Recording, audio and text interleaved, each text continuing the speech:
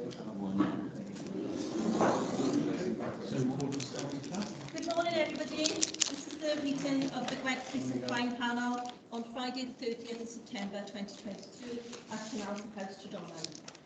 I'd like to welcome everybody to this meeting, for the first meeting of this new panel. And the first item on the agenda is to appoint a chair and a vice chair. Can I seek a nomination for chair in the first instance? Mrs. Howell. Do you have a seconder for that? Thank you. And do we have a nomination for vice chair? Do we have a seconder for Councillor Mann? Okay, then in the first instance, can we take a vote on the chair as Mrs. Gillian Howell? All those in favour? That's unanimous, thank you very much. And in terms of Mr. Councillor Mann, vice chair, all those in favour?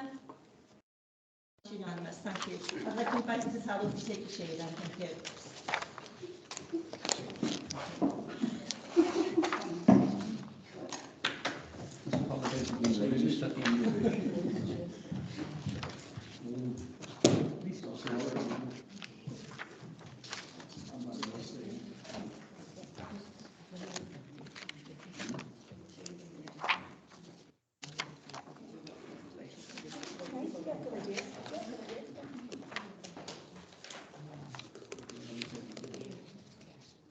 Good morning, everybody, and welcome to our first meeting, as Cass said, of the new panel.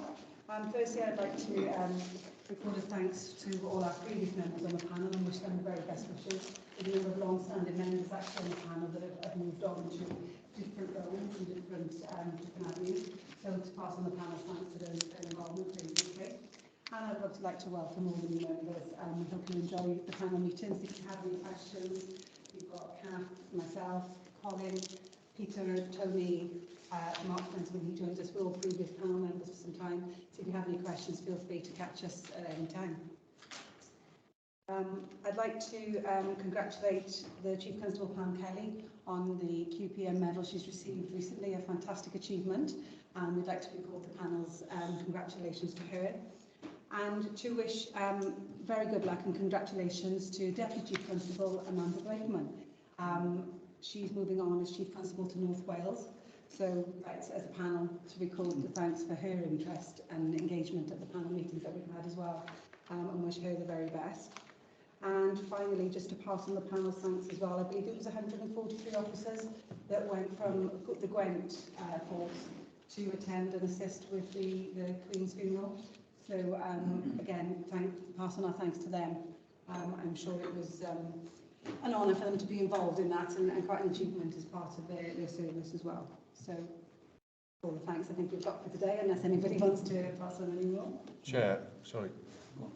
May I take the opportunity of thanking, sadly, the work of Councillor Peter Clark, who sadly passed away just before the election. And I know he was a long-standing member of this panel, and I'm delighted to have the opportunity to follow in his footsteps.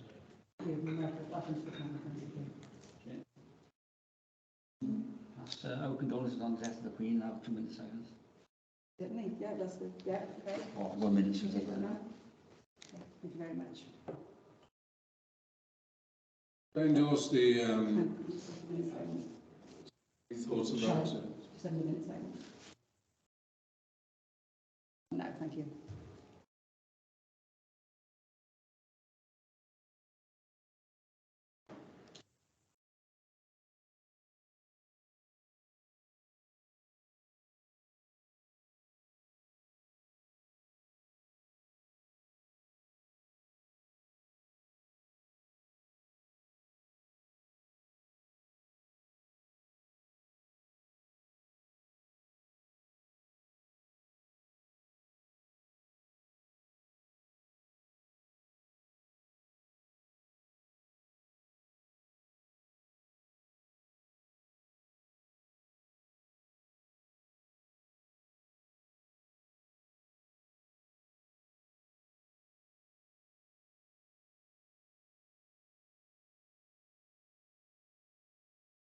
Very much. Thank you for doing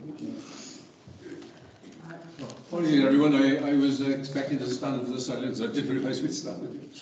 Yeah, I just wanted to endorse the thoughts about Peter. I think we did mention it in the last meeting of the panel that he was a long-standing, very much valued member of the panel, and certainly contributed to some of the subcommittees, finance, and so on. Again, his contribution was very valuable, and those of us who were on the panel with him will certainly miss his contribution. Okay, we'll take some introductions then. If I go to my left, Jill Howells, Chair and Independent Member of the Gwent Peace and Crime Panel. Councillor Colin Mann, Caerphilly, County Borough. Peter Nuttall, co-opted member. Councillor Marina Check on Dawson. Councillor Fazina Hussain, Newport City Council. Councillor Debbie Jenkins, Newport City Council. Morning all, Darren Garwood Pass, Commissioner's Chief Finance Officer.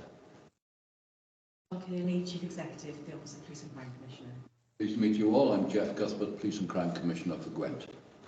I'm Thomas, I'm the Deputy Police and Crime Commissioner. Morning all, Sam Slater, I'm the Head of Strategy. Morning all, Councillor Nick Jones, Torvine County Borough Council. Good morning, Councillor Linda Clarkson, Torvine County Borough Council. Jacqueline Thomas, Plain Gwent County Council.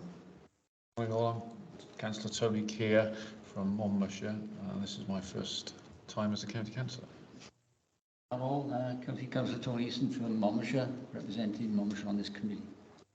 Morning all, I'm Mark Jakes, Scrutiny Officer with Caerphilly County Borough Council. I'm Kath Thompson, I'm the lead officer to the panel from Caerphilly Council. Thank you very much. Agenda item number 2 is declarations of interest. Are there any declarations that any officers would like to make today in respect of the agenda item? Okay, thank you. Moving on, agenda item 3, apologies for absence. We have apologies from Councillor Davis, Councillor Forehead, and I think Councillor Spencer did indicate that he might have to give apologies, or he might be late. Thank you very much. Sorry, Chief Councillor Kelly as well. Agenda item 4, the Gwent Peace and Crime Panel held on the 28th of January 2022. We've got 2 agenda items here waiting to, relating to meetings. Only the members that were in attendance to the meetings can vote and comment on the minutes, okay? So, we'll take it page by page. The first one, 28th of January 2022, page 1, page 2, page 3, and page 4. Going to have somebody to approve the minutes. Thank you. Accept the minutes. All in favour? Very much. Agenda item 5 is the panel meeting on the 18th of February. This was a short meeting, so I will take any comments on pages 5 or 6 or 7. Okay, so those that were in attendance, continue with the minutes. Second. All in favour? Very much. Moving on to agenda item 6. So the Commissioner has requested that the update for the Peace and Crime Commissioner for Gwent and the PCCI report has actually taken into the introduction to both items as one session. Okay, so I'll hand over to the Commissioner then for agenda item 6. Thank you very much, Chair, and can I start by congratulating you as being re-elected as Chair and likewise being re-elected as Deputy Chair Colin.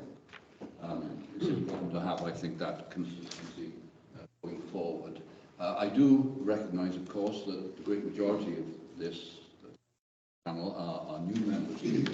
I did meet some of you during the 2 informal training sessions that we had when we had scheduled dates for the panel, but because of the local government elections and indeed some turbulence in the UK government that I understood happened, matters were delayed, and it's only very briefly that the panel has been formally constituted. So welcome, and it's good to see you at a formal meeting, and also to see you in person, because over the last 18 months or so, our meeting in the main being virtual, and whilst that's okay, I think there's no real substitute for getting together and actually being able to ask questions, consider issues in this type of format. So I'm really pleased that that's now able to happen again, and cross fingers that we'll be able to continue in this way. What you have before you in terms of item 6 and 8 is, as the Chair has indicated, my update report and then the annual report of the OPCC. The reason I've suggested that they merge, really, is because of the length of time since we last actually met to consider update issues, never mind the annual report. And the update now covers such a lengthy period that it has significantly encroached into matters that are also reflected within the annual report. And although we've just approved 2 sets of minutes, the main item in terms of those minutes were financial matters, when we considered what the precept should be, and then we met again a few weeks later when we reported back on the increase that you gave us over and above the requested precept. So there was no real opportunity to discuss other matters for that length of time. So that's why you have quite a substantial update before you right now.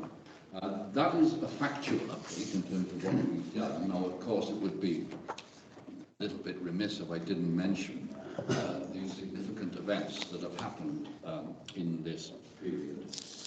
We've obviously had major international events. The Russian invasion of Ukraine has caused considerable problems, and it's likely to continue for some while.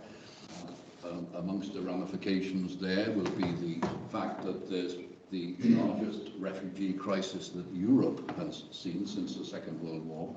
And you, as local councillors in the main, will be well aware of the support that your councillors are trying to give those who are coming here for safe sanctuary. And that's very important, and certainly policing is involved as one of the key partners in those events. We've also, of course, had the death of Her Majesty, and as the Chair alluded to, we've played our part under mutual aid in terms of providing officers for all the events that's under the policy known as Operation London Bridge, which is the well-developed and rehearsed policy in the event of the death of the monarch. And of course, we have now had the new monarch, Charles III, and on behalf of the policing in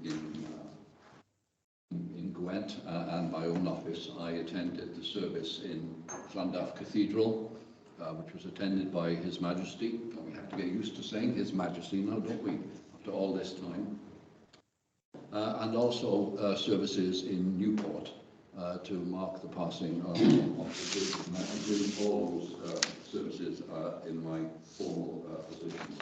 Also, in terms of the government, we of course have a new Prime Minister and a new Home Secretary. And very soon, as Police and Crime Commissioner, we will be meeting with the new Home Secretary to discuss her ideas going forward. And that will be very interesting. We also have a new Policing Minister who will have more of a hands-on day-to-day role in terms of directing policing across England and Wales. And it's worth reminding everybody, of course, policing is the one major public service that impacts upon people's daily lives that is not devolved to the Welsh Government. Nevertheless, you will note in the reports that are we have a very close working relationship with the Welsh Government and the devolved public services, who are our major partners, such as local government and health, for example, and the other emergency services. Indeed, I've assumed the role. It rotates on an annual basis amongst the 4 Police and Crime Commissioners in Wales. I am currently the chair of Policing in Wales, which brings together the 4 commissioners and the 4 chief constables to discuss matters that are relevant to the whole of Wales and to agree a common policy wherever that is possible, and also to prepare for whatever we want to tell the Welsh Government through the Policing Partnership Board for Wales, which is chaired by the First Minister or his representative, and was something that we, Policing in Wales, established so that we have a high-level strategic engagement with the Welsh Government and senior representatives of the involved public services. What I have to mention, and I'm very grateful, Chair, that you've mentioned the award of the Queen's Police Medal, which from now on, of course, will be the King's Police Medal, to Pam Kelly. It was richly deserved, and when it was announced to coincide with the Queen's birthday honours list, we were extremely pleased. And Pam, if she was here, and she will be in future meetings, I'm sure, I will tell you that it's really paid in recognition of Gwent Police as a whole. And as you mentioned, Amanda, who's been our Deputy Chief Constable for about 3 years, has now secured promotion to the post of Chief Constable for North Wales Police, and her appointment was ratified by your equivalent panel in North Wales on Monday of this week. With a provisional appointment for a replacement for Amanda. Her name's Rachel Williams, and soon there will be a formal announcement to that effect. And we look forward, I'm sure, to inviting her to this meeting so that you can meet her and talk to her about priorities and operational policing matters. We'll, of course, meet with Pam Kelly at our next meeting in December, when we'll be considering the Chief's financial bid, and that will form part of the consultation that I must hold before I determine what the policing precept for the next financial year needs to be. And on that point, and then I will hand over to questions on the report, which you've all seen and read. We cannot ignore the fact of the deep financial crisis that everyone is in, and that makes consideration of any monies very, very important indeed, and we're in the process now of looking at all the options that are before us, as you will be as local government councillors, in terms of how you provide a reasonable service to the people of Gwent that is affordable. And these are important issues, and I would imagine that when we come to item 10, which is about the financial situation on the budget setting timetable, which will be led by my Finance Officer, Darren, that you will have many issues that you'll want to reflect on, and I'm sure he will provoke that at that time. So with that, Chair, you've had the written reports, and we will seek to answer any questions that there may be about them. Thank you very much. The questions are then put forward, and we can also take questions at this morning's meeting. So would you rather us take the update first and then feed into general report if you refer to page numbers? Would that be the most considerate? Yes, if you refer to page numbers, I don't really mind how it's done. Okay. But then I know Councillor Easton, you had some questions. Do you want to take the first question? Good morning all. Welcome to this panel. Been very productive in the past. Jeff, page 10, safer streets. I know that a lot of these things fall into operational matters, but it's a provision of the services that or facilities that come under your control.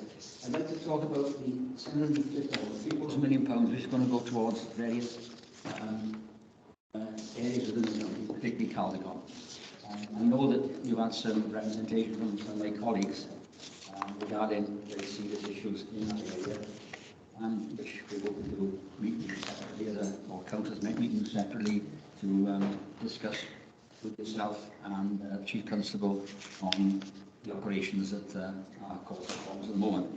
To expand on what would the Commissioner like to see, in particular, the £750,000 in the Caldecott area, because as I say, there are issues which you are now aware of, which you need to try and get to the bottom of. I don't think it's peculiar to Caldecott, I think it's elsewhere, but this has been a problem over the summer.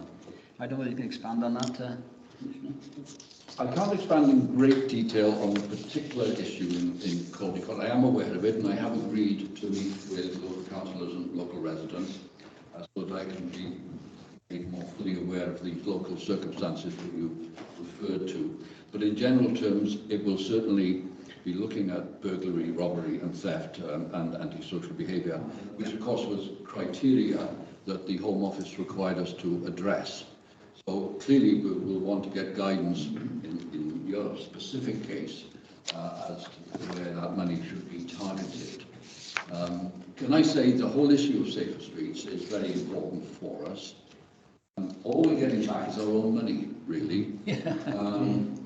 And we would far rather that each commissioner right across England and Wales have the chunk of money allocated to them to use as they see fit.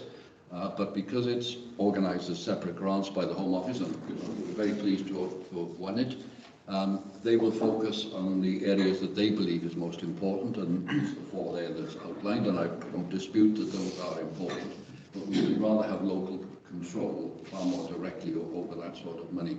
But that's about the best answer I can give you at this point, but I can see that my Deputy O'Leary would like to comment with your permission. I'll invite her.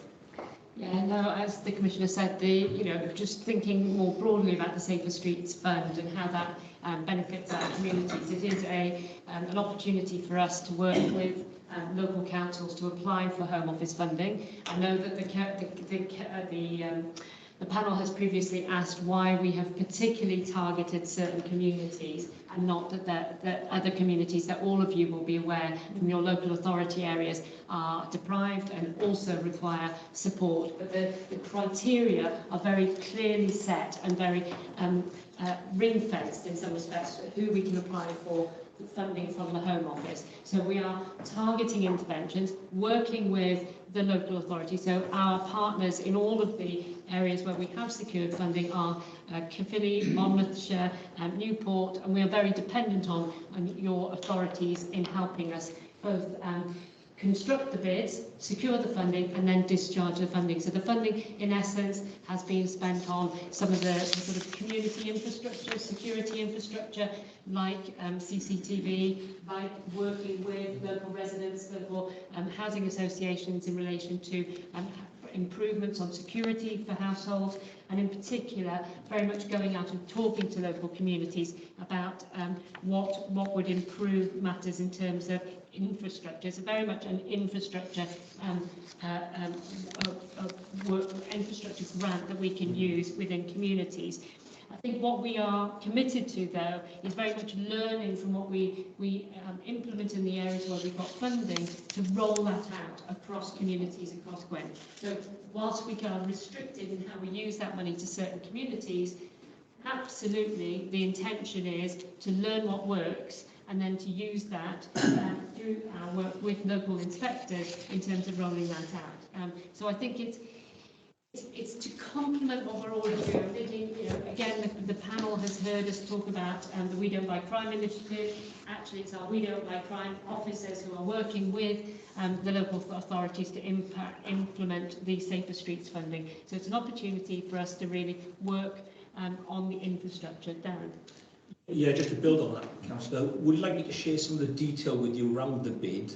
So you're cited then with the local inspector, how that's delivered around youth engagement, around ASB, around CCTV provision, around those intervention projects from using sports-based activities in that area? Yeah, I know I'm sort of holding in my own area, but which is not... we can take it outside. You and I can just discuss the detail. I personally have a view about CCTV in Monmouthshire, particularly Caldecott. I don't like in Newport and the others, but I do believe at times that we're not getting value for money. Personally, I feel that because reasons that we are having these problems, why is the system failing? And it's useful to me to see that we're getting funding from the Home Office to try and improve that facility. Sort of a supplementary, you mentioned using covert cameras. How would they work? I'm not quite sure the legality of those. But some of these things, they fall into operational matters rather than your area of expertise. The vast majority of the funding is going to youth engagement officers. The CCTV piece is on the outside areas, but the main part is that ASB intervention piece, and as the Deputy Commissioner, building that infrastructure around that. The Monmouthshire CCTV system is tied up with Torvine. Yeah. I think from Brown and Newport are connected together, but they're separate. I think we need a coordinated approach as society to have a system which works for the people, for the public. Because the public say, it's rubbish, it doesn't work. And we've got to justify those points as elected members. If I just conclude on this point, Chair, because actually reasonably familiar with the situation in Caldicot, although I have agreed with the local councillor, one of your colleagues, to come and actually meet people, which I'm very happy to. In fact, at the Llandaff Cathedral ceremony, we were waiting for 2 hours for it to begin, and it was your colleague who ended up sitting next to me and bent my ear for 2 hours. I think that situation. So I'm certainly more aware of it than before I went to the ceremony. But my colleagues have outlined the procedures that apply, and I have to stress, much of this is down to operational decisions, which is a matter ultimately for the Chief Constable. And just indeed for by law, I cannot interfere in operational decisions. As a matter for the Chief Constable. My job is to set the parameters, and I hope we outlined this when we had the 2 training sessions, that the Chief Constable works within, and she has a delivery plan so that we can map, particularly my colleague Sam, can map their progress, or not as the case may be, against the police and crime plan. You just oil the wheels, don't you? Thank you. Tony, did you want to pick up your later question on the annual report, or do you want to come to that later when we get to it?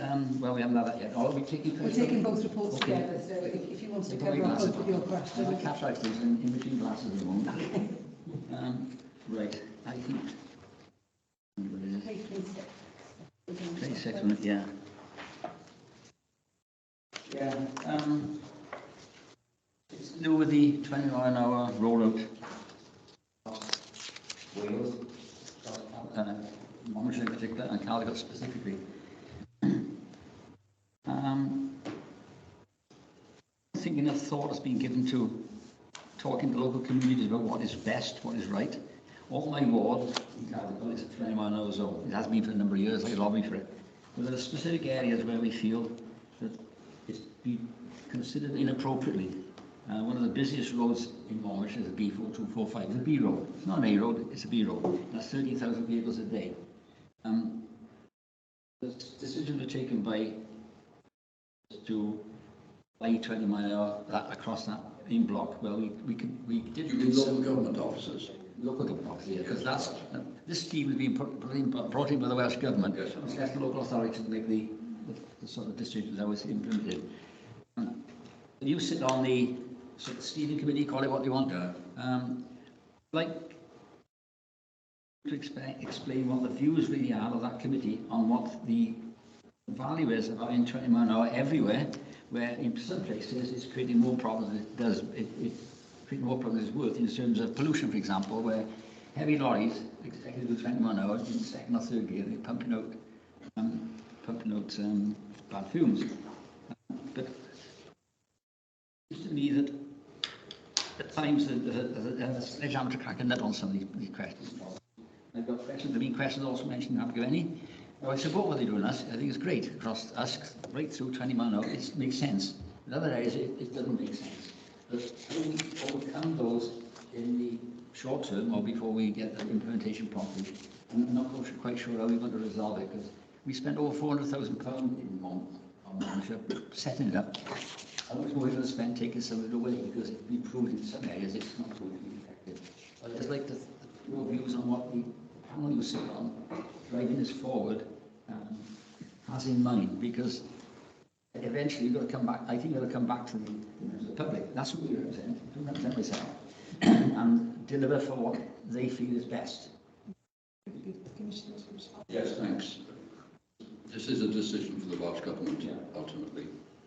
But as you say, this is an opportunity to influence that final decision. The plan is that they will be assessing responses from all the pilot areas with a view to then implementing policy across Wales for all urban areas of the 20 miles per hour by the autumn of next year. And we have to see what the considerations are when all the consultation responses are back.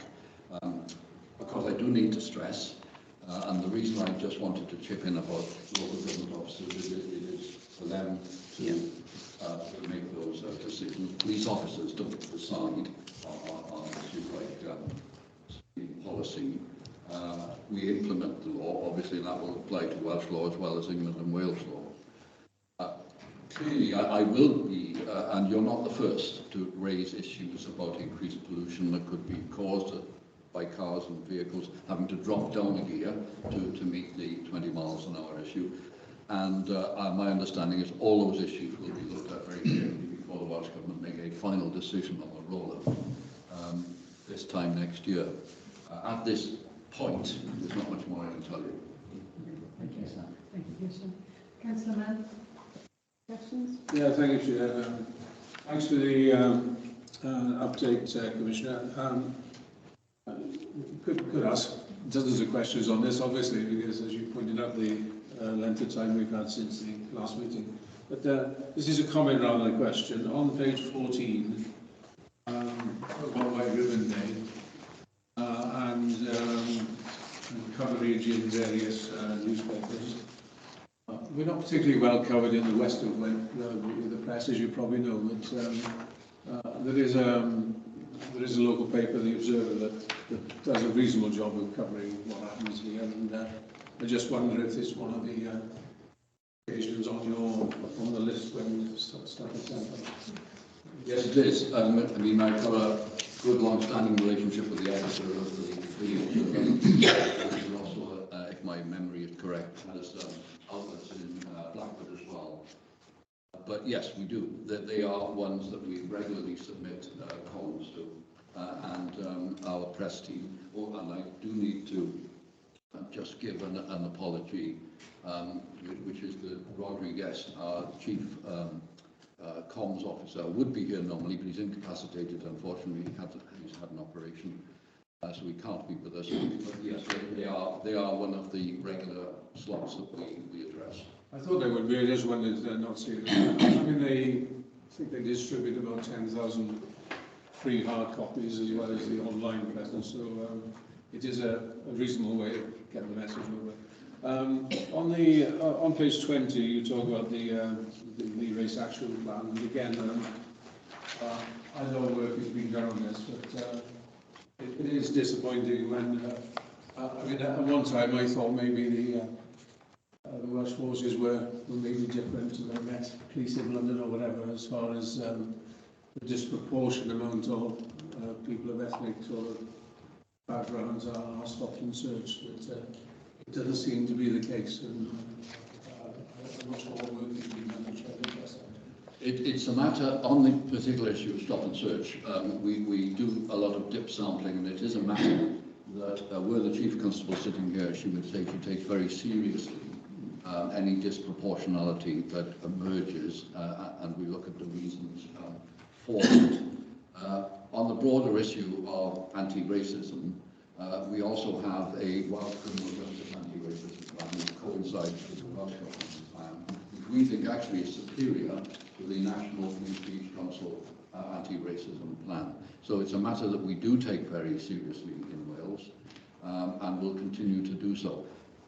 I don't know, Valerie, if you want to comment, because you've done some particularly sterling work on this with the opposite number from South Wales. I think the points are real and well made, Councillor Mann, and I think we've evidenced to the panel and for new panel members, we will come back repeatedly and talk about you know, the scrutiny and the oversight that we provide as an office around stop and search in particular. We have independent scrutiny performed by our office of Gwent Police's stop and search policies, and they are very robust, and they include our independent advisory group. So I think, but we're very keen that we don't just focus on stop and search. And I think that's where perhaps in the past, our focus on disproportionality have been on very particular tools implemented by policing. We need to think about it across all of our services, and understand how all of our services are accessible to all members of our communities, and how we police in a fair and equitable way for our community. So we have been working with our counterparts in the criminal justice system, with policing leading, and Pam is the co-lead for the criminal justice in Wales anti-racist plan that was launched earlier this month, and the work will continue very much to understand disproportionality and to make sure that we work with all our communities, that we reach out to them and we hear to them. And I've been really privileged in developing the anti-racist plan to undertake the community engagement work. And I think we all know that a vast number of our communities really have a lack of confidence and trust in policing. Justice and criminal justice partners, in particular some of our black and minority ethnic communities. And that's why it's really important that we work differently, that we listen, we hear, and we respond. And we, you know, I feel that I've been privileged over the last year to build those relationships, to hear that evidence. And in some of the words I use now, Colin, are that we are custodians of that evidence. We're custodians of understanding how our actions impact our communities. And I think by creating that link and listening, and I think that's what the Chief Constable and the Commissioner have done in our work, is really important. We'll continue our scrutiny, but I think what we will absolutely focus on is building that relationship to hear and respond. And if I may just quickly, Chair, a linked matter to this is the way in which we're addressing, or the Chief Constable is addressing the issue of police officer recruitment and indeed PCSO recruitment in Gwent, where we do have a focus to increase, or rather to improve, the representation of police officers, so that we do have within our officers and PCSOs and indeed staff a better distribution from all sections of society within Gwent. And the more representative workforce we can have, the better, because obviously they can engage more directly in those local communities. All of this comes together in terms of addressing issues of racism and anti-racism and building up that coherent and well-representative workforce. Yeah, I recognise that the latter point is a very important one, that people who are actually policing are extremely important. I do recognise the paragraph you've got on page 37 as well. I don't know if anybody else wants to comment.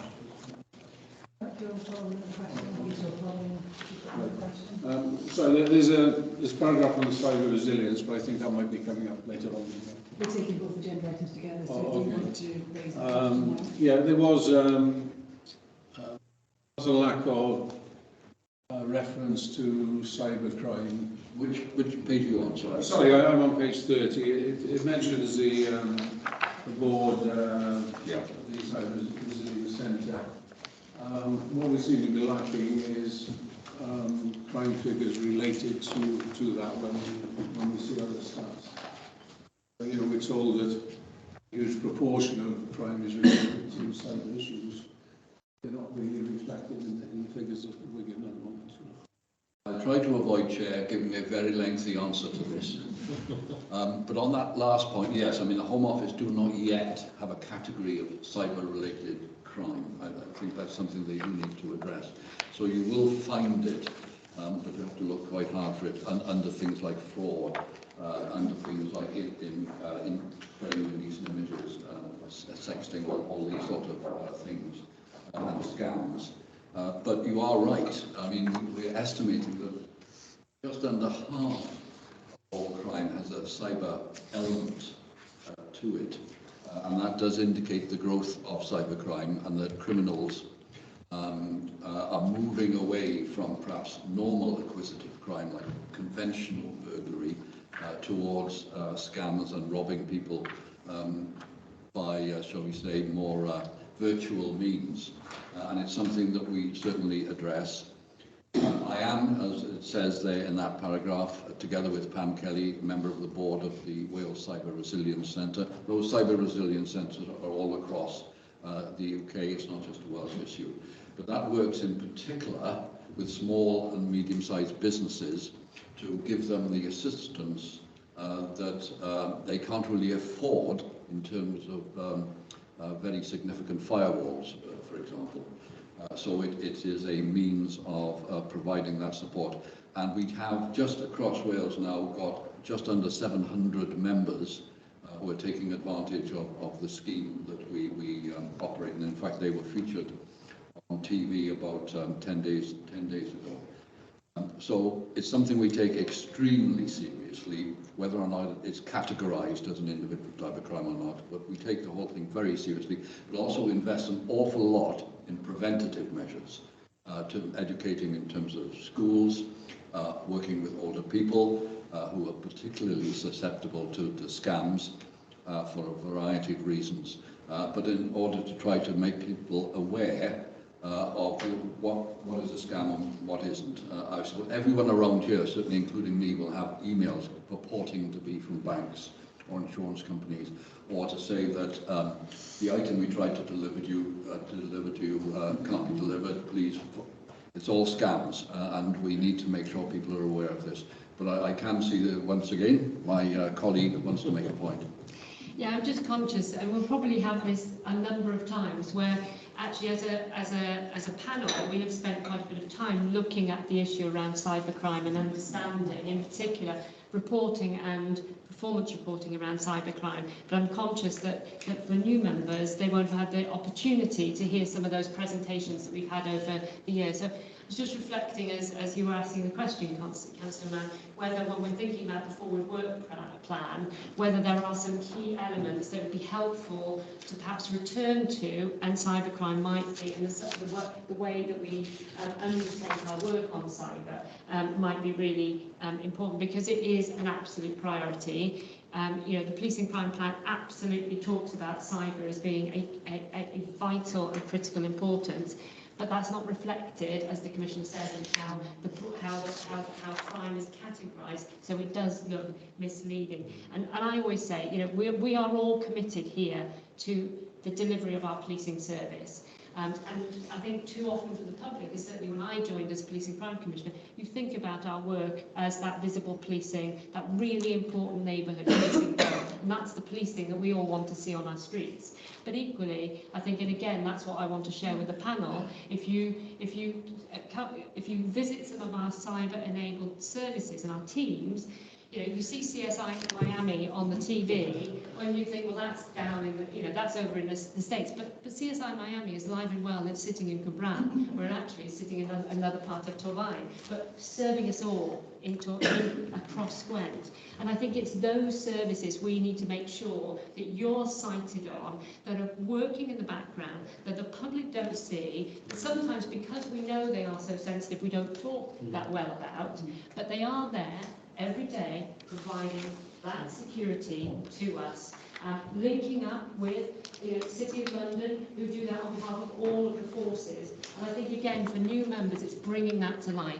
It's bringing the understanding that as Gwent Police, in terms of what we're saying in the policing crime panel, we know the reality for people that people experience the impact of cyber. And actually, we are committed and prioritising it, but we often don't see it. And I think when we come to do more work on this, a lot of the presentations have been focused on the actions that are being taken. So they lead us through the work that you're doing with schools, the work that you're doing with vulnerable people. But actually what it doesn't give us as a panel the opportunity to see is a lot of fraud gets reported to the National Fraud Initiative, doesn't it? It doesn't get reported necessarily to Gwent. So how do we understand the picture of actual cybercrime in Gwent when you've got part of it being reported there? If it's across categories of crime, so if it's across fraud, for example, looking at the figures, there was 0 fraud reported. So if you're telling us that there's such a big problem with crime, in what areas is it? I think if you can direct us to those areas and then look at the work that's being done, I think that would give us a sort of baseline to understand what are the areas and what are the categories we're targeting when we're looking at the figures. I can say that, yes, a lot of it goes to the City of London that deals with international fraud in particular, but very often, if it has a local base, they will refer it back to the particular police force area, who will be the people who have to go and see the person actually who's been defrauded. So there is a link in it. But I do take your point, and we'll certainly look at Sam. Yeah. I'm just going to add really that, as the Commissioner's highlighted, cyber is really high up on our agenda, particularly in terms of the performance pack and how we actually represent that, because as has been highlighted, the vast majority will go to action fraud in the City of London. It's understanding whether there's been a cyber element to a traditional crime as well, how that is all brought in, but also our cyber team is part of a sort of protected network that includes the National Crime Agency, the Regional Organised Crime Units, and who is investigating what crimes. It can go all over the country. So it's a real challenge to try and bring all that information in together so that we've got a Gwent picture, because the nature of cybercrime is it's global. So it's a real challenge, but it's very much high up on our agenda to try and be able to represent that in an understandable way. It's just to... It is, but I think it's a challenge as a panel we've got to try and address. Absolutely. We've got that understanding. Because if every time we have these meetings, it used to be 40%, now it's going up to just under half is cybercrime. Okay, so crime is increasing in Gwent. 21-22, the figures went up. If cybercrime is increasing, we've got all these initiatives going on. Something isn't making an impact. What are the best actions to make an impact? What's working? What's not working? And how do we as a panel help address that through local authorities, through the contacts that they've got as well, you know, particularly with vulnerable adults and with schools. But you know, the domestic violence is a huge issue, violence against women. You know, all these strands, they're all intermingled. But how can we pick out some fundamental issues as a panel we can take forward? If I can make a very general point, Chair, and I appreciate, especially for the newer members, our door is open, formally or informally, to any member of the panel who wants a bit more information about what we do, on either generally or on particular aspects of our work. We certainly don't want you to wait just formal meetings coming up. Although obviously we will take questions there. But certainly if there's anything that concerns you, whether it's in your just locality or more generally, please don't hesitate to get in touch, and we will do our very best to brief you on whatever the matter is. Yeah, just to add to that, I was going to raise in the forward work plan, but the offer that I know that existing members John. As we said earlier, obviously you're here to review the work of the Commissioner. It's always useful to have that context of Gwent Police and how it works. So we will continue to offer visits, and the local area commanders have offered as well, and people interested in going on ride along, for example, that type of thing. We could facilitate that. At the right time, a visit to the new force control room as well, to look at how the 999 and 101 calls are answered and how the work goes on there. And I think you found it quite useful in the past to have that context to allow you to do this work in relation to the Commissioner. So anything like that, please let us know, and we can tie it either into forward work plans or presentations or actual visits and things like that. Just finish with this comment. I mean, it is worrying that the Home Office, which you mentioned, is so behind in these sort of things. And, as the organisation is supposed to be responsible, then you will have confidence. Well, you may well say that. I can possibly comment. Okay, Ms. Little, and then I've got questions from Martin. Okay. I again take issue on your priorities. Okay, keep neighbourhoods safe. That's not your priority. That's not the police's priority. The priority of the police is to catch criminals. Neighbourhood safeguarding comes from them catching criminals, not a separate issue. That's what happens. You catch the criminals, the neighbourhood is safe. That's seconded by successful prosecution, hopefully through good policing, so that you get successful prosecution. There's some figures out recently showing that throughout the country now, it's so low, the actual prosecutions that get through, it is ridiculous. Crime does pay. You know, we're not winning, we're losing. Support victims and protect the vulnerable. Oh no, the second one, combat serious crime. Does that mean we ignore other crime? How far down do we ignore the minor crimes? You know, is shoplifting a thing that, or is not a serious crime? Well, tell that to the shopkeepers who lose their stock, etc., and nothing gets happening on it. It was interesting, Fortnum & Mason's gave up on the Met in the paper the other day, saying they're no longer calling the Met Police because they don't respond to, so they actually, what they're going to do, they're going to employ their own security people to arrest the people, and they're going to do private prosecutions because the justice system doesn't follow through either. So combat serious crimes is a really serious thing, because you're actually not, you're admitting you're not going to combat other crime.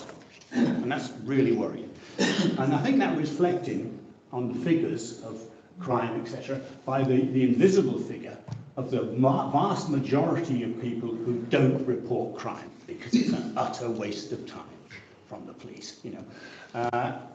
I had an incident of doing something myself, minor crime but outlandish, 2 independent witnesses, and when I reported to the police, can't really get a prosecution on this because there's no CCTV. I said, you've got 2 independent witnesses.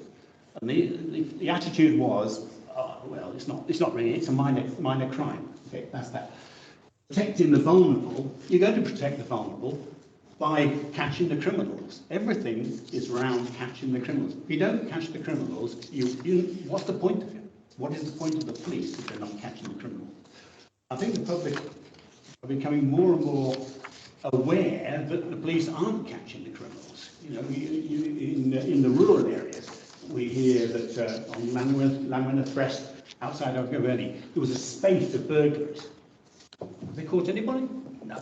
And in fact, the local network let everybody know, lock everything up, etc., because there's a couple of criminals going around, but nothing's done. You know, there's no achievement there. Okay. Increased confidence, community confidence in policing. Well, all these initiatives that you do, yeah, that's fine. But actually, didn't we used to do that when we had the policeman on the beat? Didn't he or she talk to the public? Wasn't that the interface for the public to?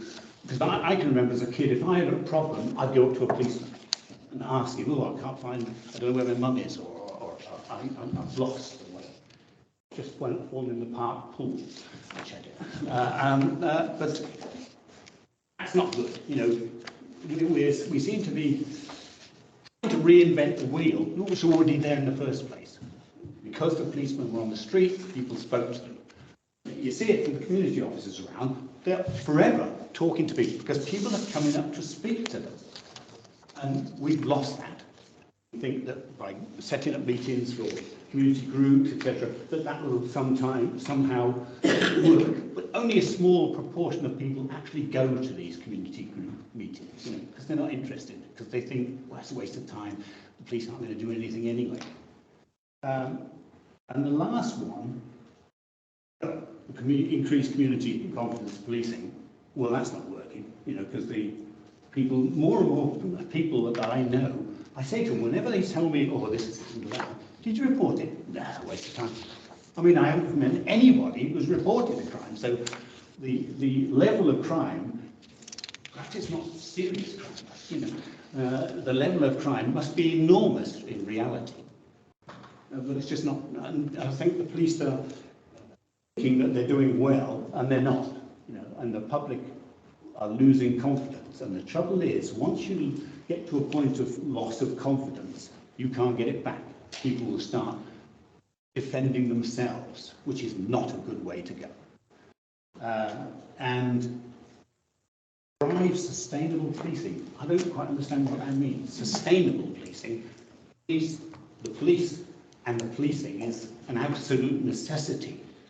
How it's sustainable, you know, it's got to be there, otherwise we have anarchy. I could just say I disagree. But no, look. We've disagreed on this for several years. And I think we will continue to. Yeah. I think there are fundamental issues involved here. First of all, I stand by our priorities, absolutely. They are the agreed priorities with the people of Gwent through surveys that we've done and consultations. And they align with the manifesto that I stood on. You said that the agreed policy with the consultations with the public. What percentage of the public answered your queries? I think there was something like 1,700 responses, which was still statistically acceptable.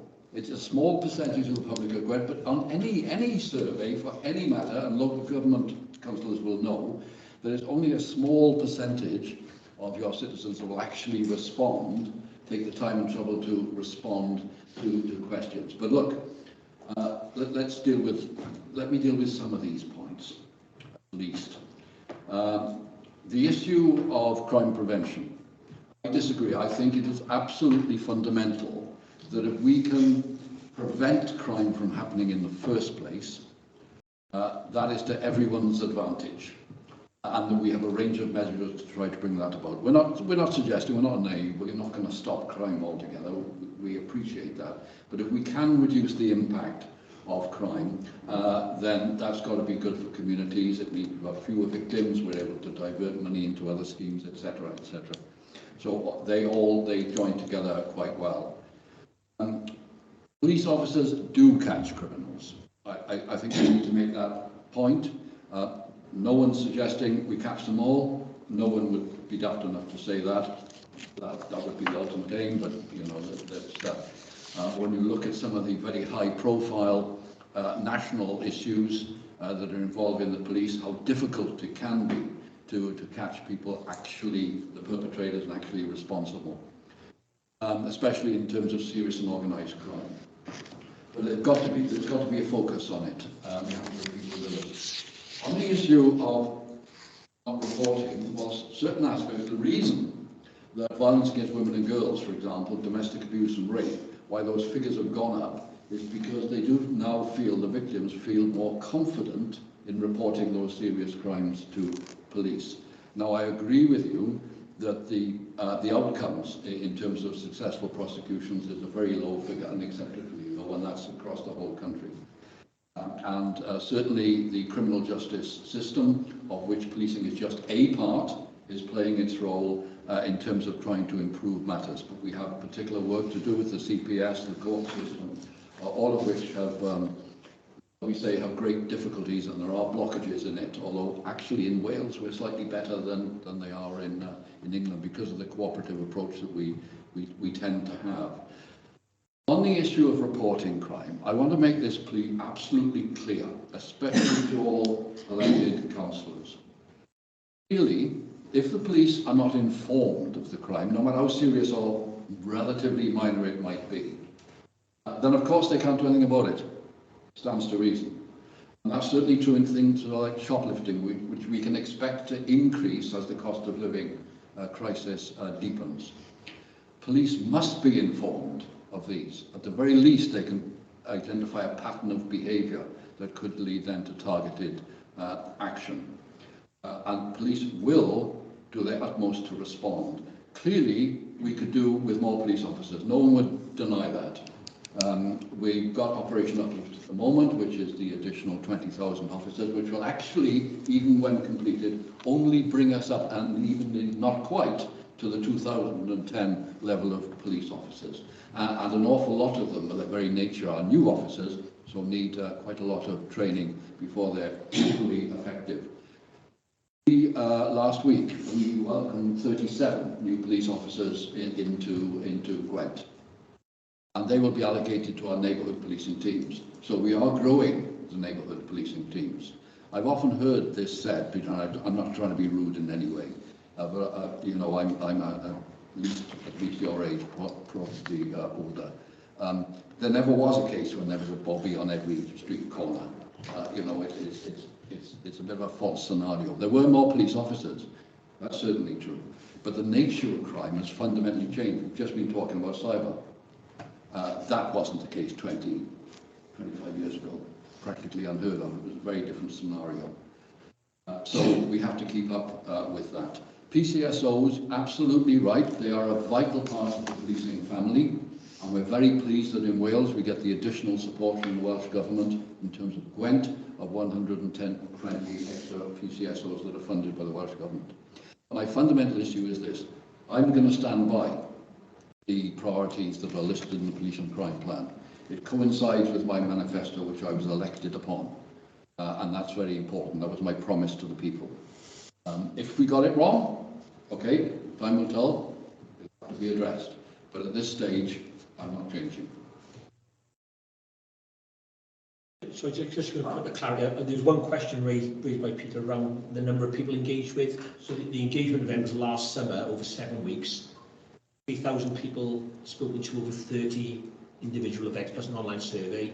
Just over 1,800 people completed that survey, supported. I think the Commissioner quoted 1,700, but I'll give you 100 either side. And what percentage of the population of Gwent is Well, that? we've got 591,000, quick maths, just under half of 1%. But to be statistically robust, 600. So if we do 600 people with an answer, we're 95% confident that the error rate will be less than 4%. It's the same ratio I use for the...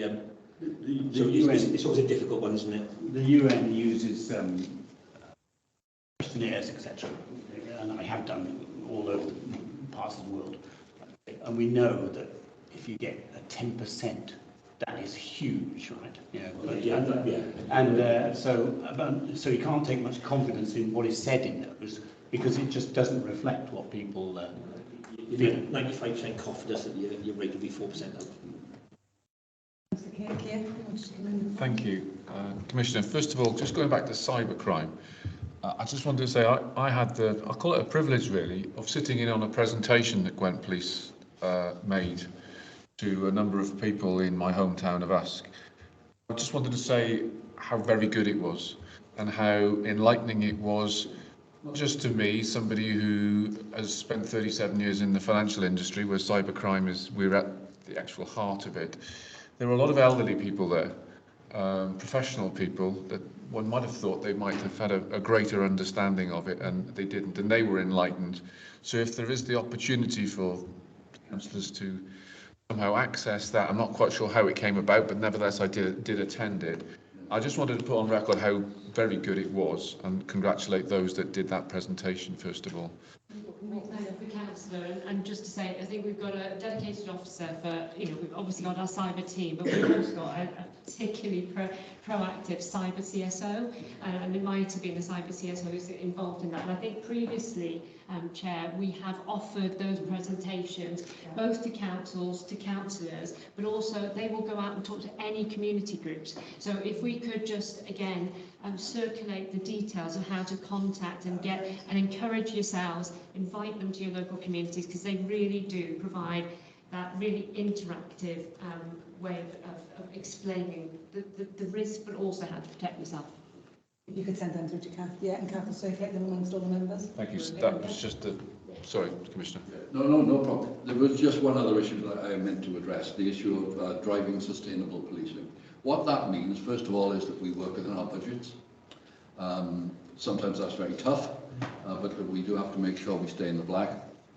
Also, of course, that we play our role in Wales in particular under the provisions of the Wellbeing and Future Generations Act to be as carbon neutral as we can, to make sure that our buildings, our vehicles do not contribute unnecessarily to carbon emissions. So it's that type of issue that we're seeking to address there. But it's all detailed within the police and crime plan, I hope adequately.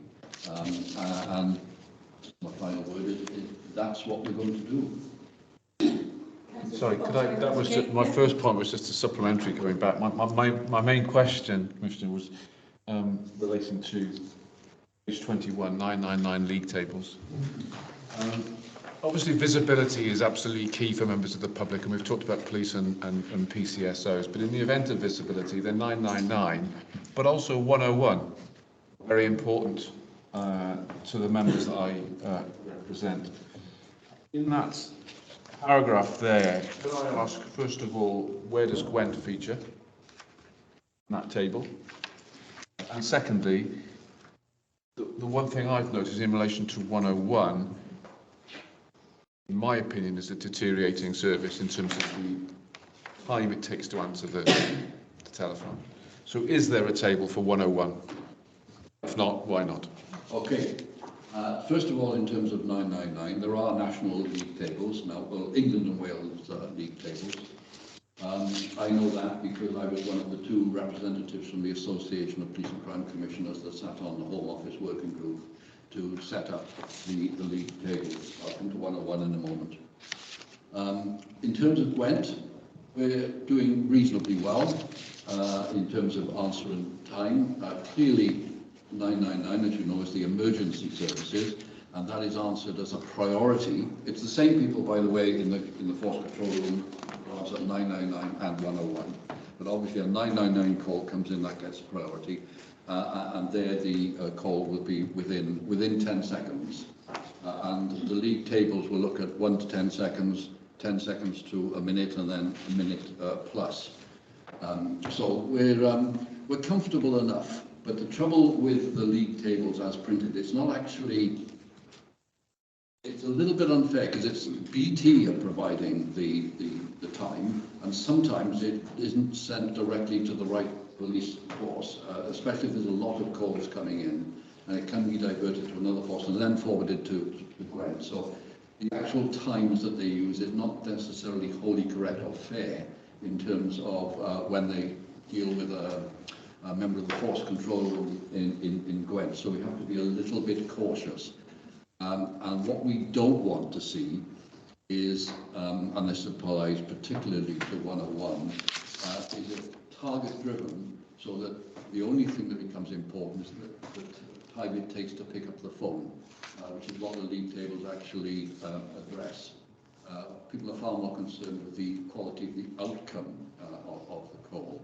So, but 999 league tables are there, and it's for anybody who wants to monitor them to look at performance vis-a-vis Durham or somewhere like that.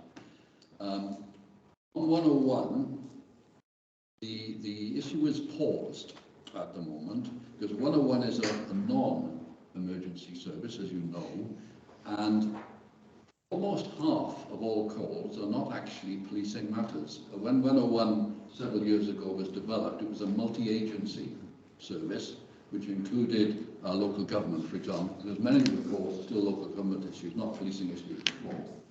But nevertheless, it's only policing that actually picks up the phone on 101 and then may have to farm it out to the right agency depending on what the issue is. 101 league tables are therefore complex, far more complex than 999.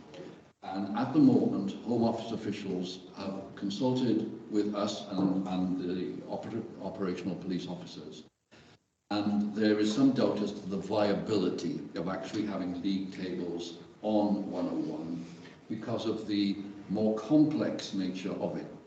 And I know that Home Office officials are considering, and I can't put it stronger than that, are considering whether to go back to ministers to suggest that it's dropped. But we'll have to see. So that's about as much as I can tell you at this point.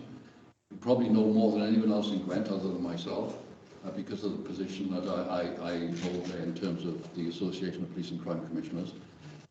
But that's the situation. We do take 101 very seriously indeed. And I think average waiting times, which we do monitor, I think the average is it's under 2 minutes, something like that at the moment. Oh, Sam, can you clarify that? I'm trying to find where we're on the league table. Oh, okay, right. But it's a lot better than in many other parts of the country. However, that's an average figure.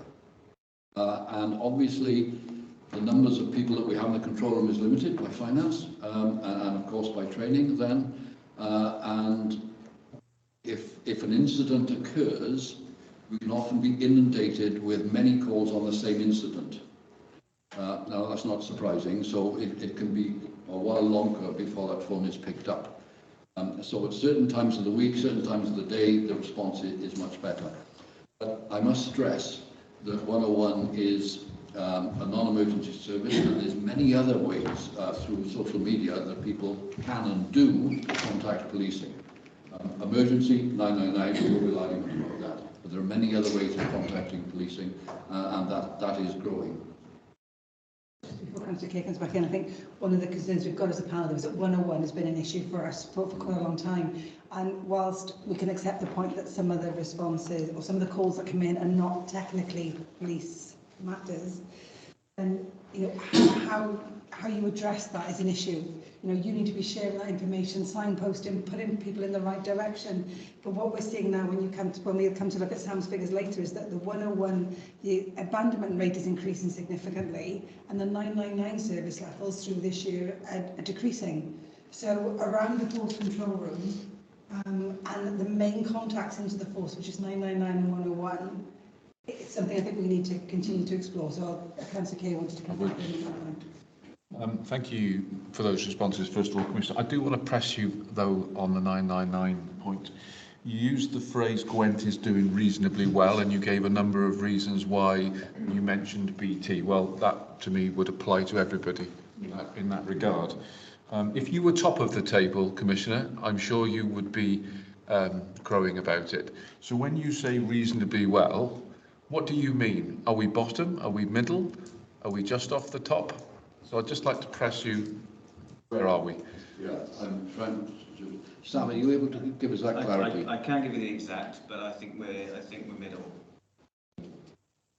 I'm not sure we necessarily would be growing over at the top, because and on 999 and 101 is so stark at the moment. In the last couple of months, the highest on record, and obviously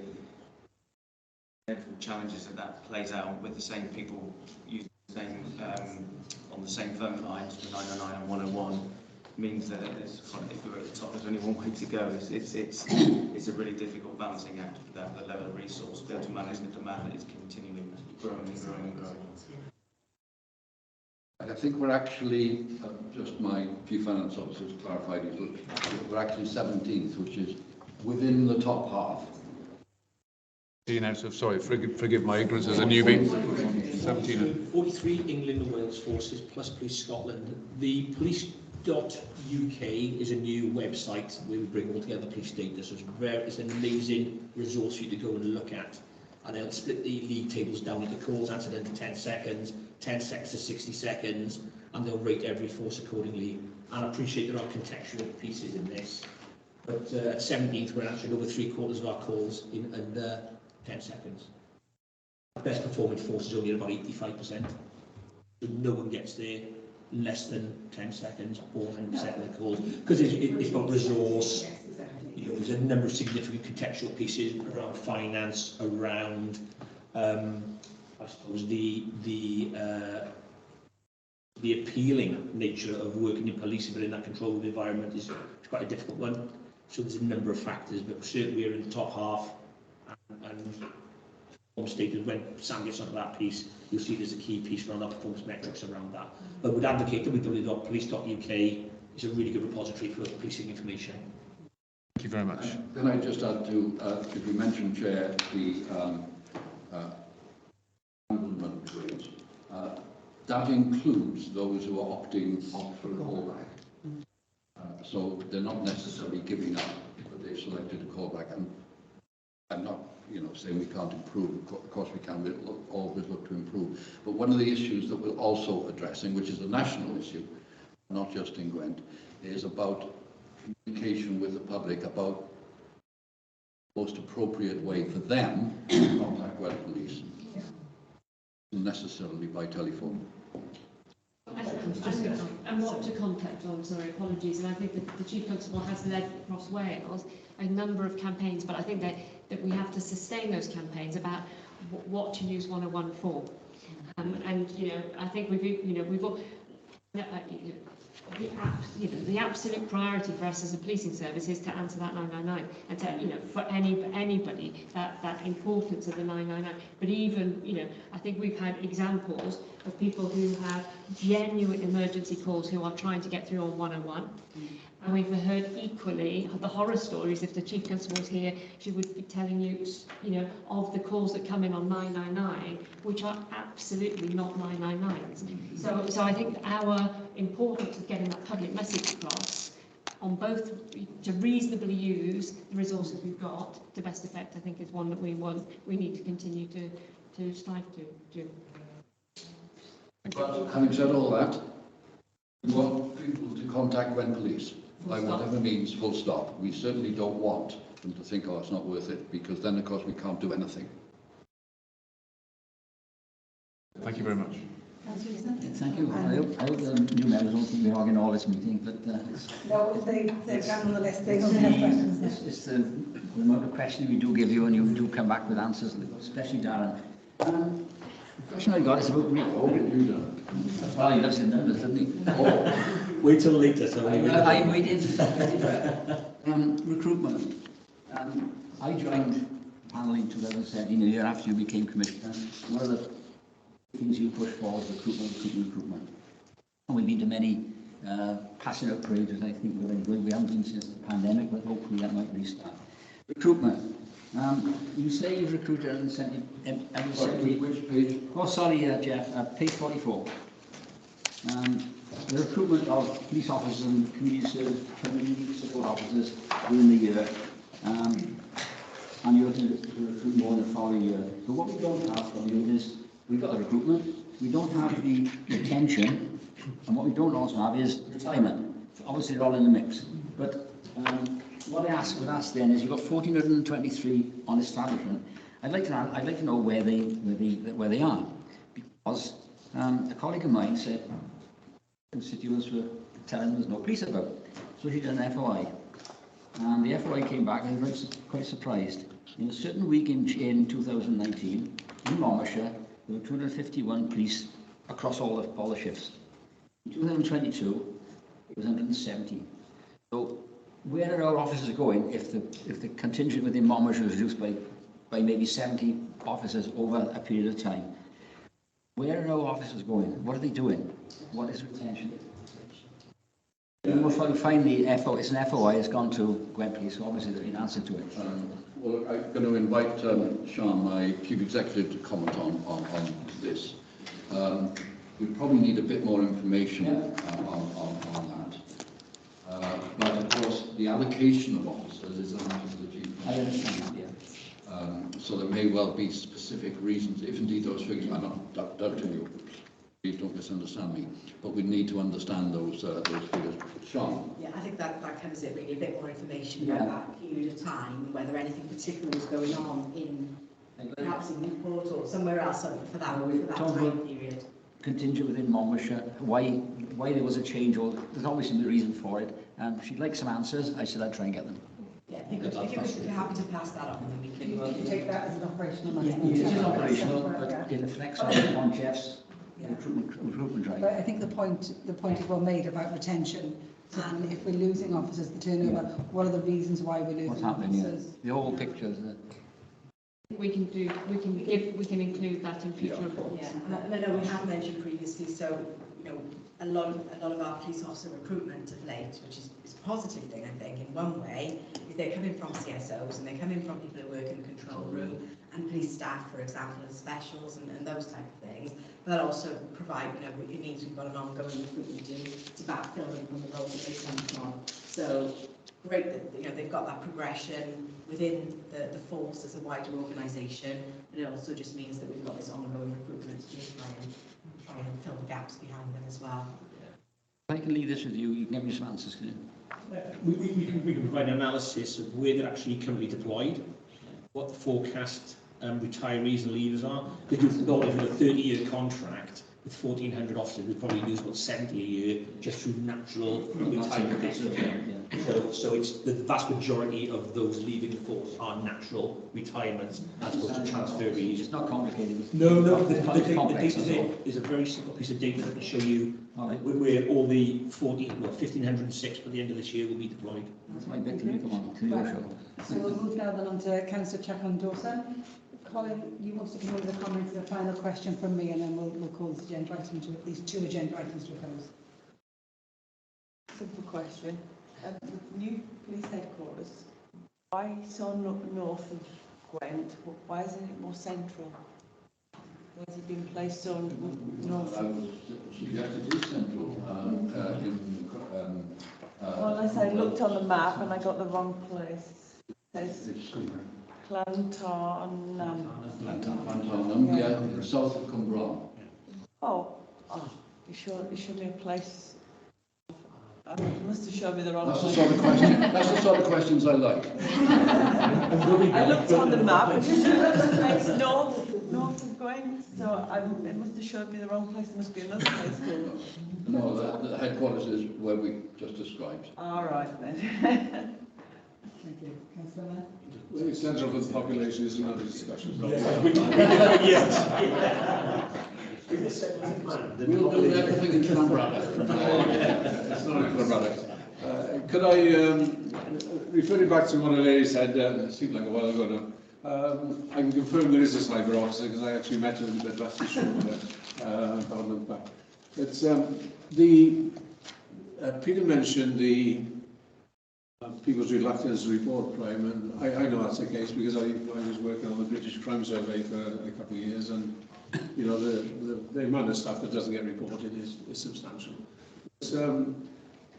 But, the relevant point of this is only last weekend I had a constituent who was trying to report antisocial behaviour in the early hours of the morning in the centre of Glastonbury, and I think it took her 2 or 3 attempts at going through to the control room to persuade them to actually note that down, because she had one response which said, get in touch with the council because it's not easy. And this is the sort of thing, I mean, maybe there's a training issue with one member of staff, I don't know. But I have taken up a number of these in the last 2 or 3 years, and I know previous members of the panel have as well, where either the response in the control room initially or the subsequent action is less than we would expect. It doesn't help. You know, that lady has had a number of issues over a long period of time, so she insisted on its, you know, this person being reported. But somebody else who maybe had rung in for the first time possibly would have just gone away and forgot about it. It's something that maybe does need a bit more sort of exploring, should I say. Thanks for that. Sorry, I am going to write in with that specific. Well, if you would, then we can, which I've done previously. We can look at it in a bit more detail, because certainly where there are instances like that, we want to get to the bottom of it. Certainly, it might be a training issue for that one member of staff. I don't know, because I'm not familiar with the particular incident. But what I can say is that where it becomes apparent that, shall we say, inappropriate or inadequate advice is issued by a member of the control room staff, that is then looked at further by a senior officer, where it is identified and corrective action is brought in. I can see that Larry, so you want to add something to this? Yeah, I just think again, it's both to yourself in terms of this incident, but also to all councillors, you will be getting constituents talking to you about their issues. And I think if you have got real concerns, those are the issues to raise either with your operational inspector, or if you haven't got those contact details, to contact us and we can assist with putting you in contact. Because I know if the Chief Constable was here, she absolutely would be wanting to say, we are striving to provide that best service at every possible opportunity, and we're a learning organisation, which means if there are things that we haven't got right, then we need to put those right. I raised it here for 2 reasons. One was the point that Peter raised, and the other one was that I know the PCC takes up issues with the chief, and I'm just hoping this is not a general issue, but it doesn't happen it happens on too many occasions, I think. Thank you. So a final question and comment from myself, then we'll call this agenda page 34, we talk about the victim care unit. And that's what unit open, there's been more than 44,000 victims referred into service. But only 7,000 successfully contacted, so that's 16%. So of the 44,000 victims of all the crimes contacted in that period, and why is there such a low uptake of people engaging with the victim care unit? I'm going to ask, as you see, that particular focus for Alaria, Deputy PCC, so I'll ask her to respond to this. And again, we can provide a fuller detail of, but I think probably the phraseology is misleading. So there's a total number who are referred, total number who will be offered, and then there'll be a total number who are provided with a more enhanced service. And the 7,000 will be those who are picking up the more enhanced service rather than the others aren't. So it's rather that we've lost the numbers and it's only 7,000 who've successfully got through. It's 7,000 who've actually only wanted the enhanced service, if that makes sense.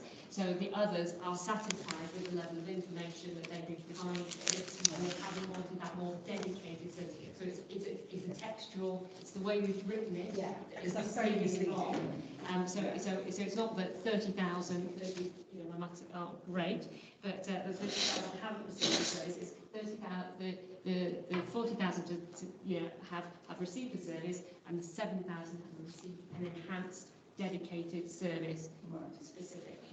Okay. Victims is something actually we want to come on to talk about in a forward work programme, because I think as a panel it would be something for us to do some work on over the next year. Yeah, just to build on that, we used to have this filter that looked at it, that all the victims at the top and what came out from the bottom. So a good example, you're a victim of a shed burglary. You may just wish to have an incident log and a claim on your insurance. So you've been contacted, you get referred, you say, I don't need the enhanced service, I just need my log and a claim on your insurance because my mobile was stolen. So there's a number of those facets that get through. You might be in contact and not responded. No, but of those 44,000, so the 44,000 that were actually referred in, if I'd had my shed burgled and I said, no, I'm fine, I wouldn't be expected to be referred into the service. It's an automatic crime update, so I think it automatically updates in overnight. So what we show you is that ladder as you come down to the bottom. That's available. That's probably the only reason because that's fine. Okay, final comment then. It's just to look at that, whether it is the way it's worded, because it says 44,000 referred, 7,000 successfully contacted and 6,000 taken up. It's the wording of it, because all victims are contacted on referral to the victims care unit. So I think if we need to come back with that paragraph is misleading, we need to come back with an updated clarification. If we could have a bit more information about how that system works, who makes the contact, how it's sort of flowed through. And I think let's pick it up in the forward work plan. And if we don't pick it up, depending, because the forward work plan will be very full, in terms of Sharon's offer, then providing an opportunity for interested members to come and meet and visit the victim service would be, I think, one that we would want to prioritise. Yeah, I think that's good. I think my final point on this then is that I still do find the annual report very wordy. There's a lot of information about, not the more minor things, but the more day-to-day things, the more operational things. There's a lot of information in here about like the White Ribbon Day, there's a half a page in elder reviews. All of these things individually are very important. But what I don't get a feel from reading the annual report is how have you delivered this year against the plan? And I think it talks very much about activities that are delivered, but not about effectiveness and how we're actually achieving those higher level strategic objectives. So if you are going to do some review, that's fine. But I think that's something we need to see some improvement on the next year's report. So obviously it's quite a weighty report. But I think we do need to see some developments about conclusions around how you've delivered against each priority. Yeah, I was just going to say, completely agree, and that's something we identified ourselves. So what the team have been doing, we've got a new internal governance structure which will help to provide that next year. Sam has been working really closely with, normally Rodriguez prepares that piece of work, but you'll start to see, I think you'll see it from the Q1 report that I know is just information only, the way in which we're gathering evidence as to how the office helps to deliver the plan directly with a more outcomes-based, data-driven way of providing information will all form part of next year's annual report, which is quite different to, I think, it's just a narrative which we've really had in the past, which is, it is nice to know, but I think we'll give you a little bit more meat on the bones to be able to really look at, whether or not we've achieved what we said we would achieve. Yeah, and I've looked at Paris, I've looked at a couple, and I think it's much more readable, it's more high level, and a lot of the information there we see as a panel at most of the meetings, so I think there could be developments there. So I'll draw that agenda item to a close. Thank you, Commissioner, and your officers for responding to the questions, and thank you, panel members, for the questions. The next agenda item is agenda item 9, which performance Q4. We'll take this agenda item, and then I was going to suggest we have a short adjournment, just a 10-minute adjournment, we can stretch the legs, and then we'll take Darren's presentation on the medium-term financial plan. Please come back, though. Yes, please come back. Yeah. We're fine, they're new. I've got them enthused. We talked about it. We're good to go for that one, honestly. Chance to escape them. Sam is your warm-up act. So, Commissioner, hand over to you for agenda item 9, performance board. Thank you very much. I'll just introduce this item if I may, and I will hand over to Sam, who can explain the structure and how we've gone about it and deal with any specific questions that you have, and you've had an opportunity to actually read what's in the plan. I think it's worth saying that this it's still evolving, and it's certainly done a lot of evolving since the last period, maybe about a year ago, and it has involved an awful lot of work with getting the right level of data and information from Gwent Police, not because there's been any refusal to cooperate or anything of the sort, but it's taken a while to gear the policing response to the measures within our police and crime plan, and indeed the Chief Constable's delivery plan. But that's where we are now, and what this document enables my team, particularly Sam and his colleagues, to do is to be able to identify reasonably quickly where there's a problem area or a particular area of growth and something to be congratulated, so that I can then take that forward in whatever way is necessary with the Chief Constable. And hopefully it's now written in a style and format that is useful for you. I appreciate there's an awful lot of information on here. It is Q4 of the last financial year, and you will have the opportunity outside of this meeting to compare the situation with Q1 of this financial year. And in due course, you'll have the other quarters of this financial year where you can see how things are going. I think it's fair to say as well, you need to consider the context of much of this, when a lot of this relates to the ending of the COVID restrictions, and now we're coming out of that, and there's been certain changes out there in terms of people's behaviour, etc., that is reflected within the report. Also, can I commend the work, particularly of yourself, Chair, and the others who've taken part in the performance subgroup, whose comments and observations have been most helpful to us, and really helps to build a partnership of broadband understanding, and we look forward to that continuing, as indeed for the other subgroups on things like estates and finance, which I'm sure Darren will want to refer to under his item. So you've had a chance to look at the report for Q4. I'll hand over to Sam if there's any words he wishes to add, and then between us all we'll try and take any questions. Thanks, Commissioner. There's not a huge amount more to add, and I covered a lot of this in the training sessions that were held.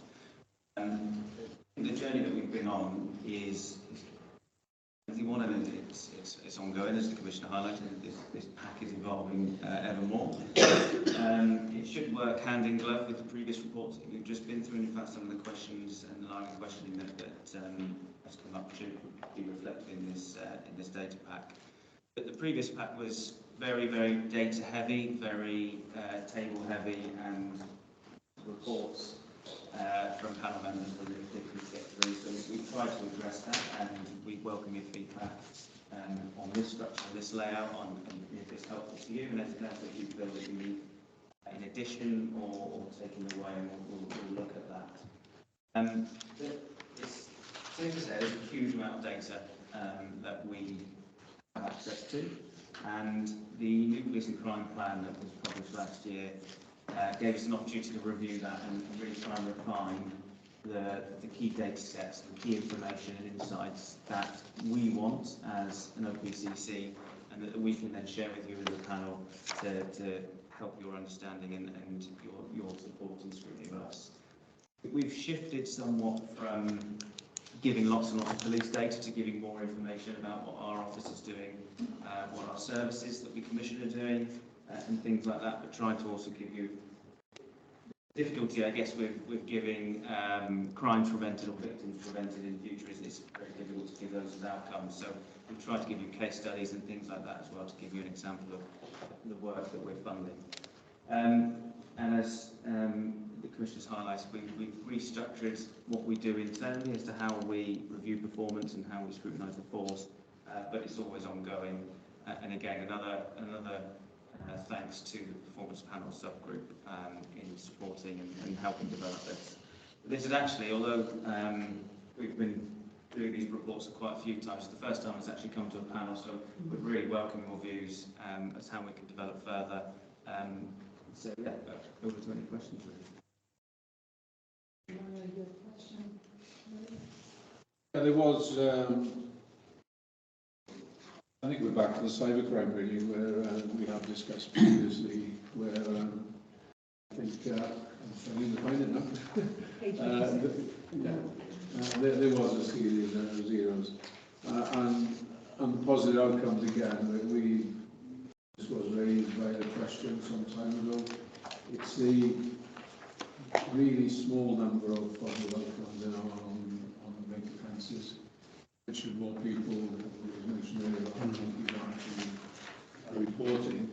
But the outcome is rising, to be honest. I know it's not just Gwent, it's in general. And I know a programme fairly recently, the person was saying she wished she'd never gone into the first place. She had a more traumatic experience with the procedures. She reported the incident and just sort of going away with it. And it's very worrying when you hear them like that. Yes, positive outcomes. It is a matter of great concern. You're absolutely right. This is not just a fleeting matter, however. And it's something that we're working, the Home Office is very aware of it. We're working with other partners in the criminal justice system to try and improve matters. Unfortunately, the barristers' industrial action didn't help, but we understand they're taking a vote on the latest offer, and hopefully things will begin to get back in line there. But the amount of time that it has taken for some cases to come to court, for example, is very worrying. And it has led to people just dropping out of the system, and we acknowledge that. So we're not trying to in any way hide things or to suggest anything is rosy. It's quite the opposite, but we do, we recognise that the COVID situation didn't help matters, but we're out of that now, and we have to improve matters. And it is something that we're going to give very serious attention to with other partners. Do you want to add anything? I'll just come back a moment. I think it was a previous chief, was it Jeff Farrow, who did a really in-depth look at missing persons in connection with teenagers or teenage girls in particular. And I think a lot of good came out of that. And I'm wondering whether should be an in-depth look at exactly what is happening with these rape cases, because say there's some of the things that were recounted on the programme I heard, but were certainly not things that you'd want to hear. Well, we're part of Operation Soteria, and I'll ask Larry to expand on that. So yeah, so a couple of things. In terms of your point around, victims who perhaps, certainly the case you referred to in relation to them, something that's been portrayed in the media of a victim wishing perhaps they hadn't, instigated their reporting and therefore the criminal justice journey. Those are issues we actually take very, very seriously. So one of the things I'm exceptionally proud of is when we have a survivor engagement coordinator who's based in our victim care unit, whose job it is, and I think the funding actually came here a number of years ago to create that post. And that post very much is there to talk to people who've experienced our services, good and bad, here to respond and to listen. And I speak to the coordinator, on a very regular basis. And it's really, and we have absolute systems in place to make sure that we follow up for people who have, been victim of a serious sexual offence or a rape offence, and the amount of attention to our work is significant, and that predates really the national focus on rape and outcomes in relation to rape. But we are now one of the 7 forces currently who are now part of Operation Soteria, which is a national approach to having an absolute focus on rape and sexual offences and how they're investigated. We're in the process of establishing a dedicated rape team, so the absolute focus on the experience for victims of rape is significant, and that reflects the national understanding, and in particular the concerns about outcomes. It predates that, and I'm really pleased that a lot of my conversations are a result of a piece of work that this office has done in relation to understanding rape cases, probably 3 years ago now, 2 to 3 years ago, which predates all that national attention. And I think it's a really good illustration of how we work as an office. We work to support workplace, we look to understand those trends, and then to look at how we improve those. But in particular, the work of the survivor engagement officer is a bit like the cyber officer. These are individual officers, but they play a huge part in really understanding and bridging that gap that you may perceive that we as a service aren't listening and hearing victims. Actually, we do listen and hear victims, and again, we're not probably sharing how we do that. Yeah, I wasn't suggesting that the issue that I heard was local. No. I don't know whether it was, but I would like to think it wasn't. But it was an indication of the way things are treated generally. But I think there will be people locally, Colin, who, because the criminal justice system is so complex and difficult, they feel that. And that's why our collective action is to try and work on a better system. Councillor Clarkson. Thank you. I'm looking at the information on page 57 of the report. It's for you to reference that. Thank you. It's looking around 999 and 101 demand in Q4. But it mentions in there something which I'm using a lot currently myself, is social media for reporting. And to me that's a huge step forward, that people can actually use other mediums other than the telephone. I'm talking to people in my ward area, I get a lot of people saying they're not reporting crime, and numerous reasons. Some say it's too long. Some people it's just confidence to actually pick that phone up and make a report. When we talk to them individually, then we hear all sorts of things, and how PCOs have been fantastic in the area and actually going out and speaking to people now and picking that sort of intelligence up. But going forward, I think this is something, if you can have more information on it, really, we could look at how many people are using social media to report, how that then is fed through the system. I also refer people to your Gwent Police's website, because there's that lovely flow chart on there about, is it happening at the moment? And it takes people through, and takes that anxiety about, am I reporting something and wasting people's time away?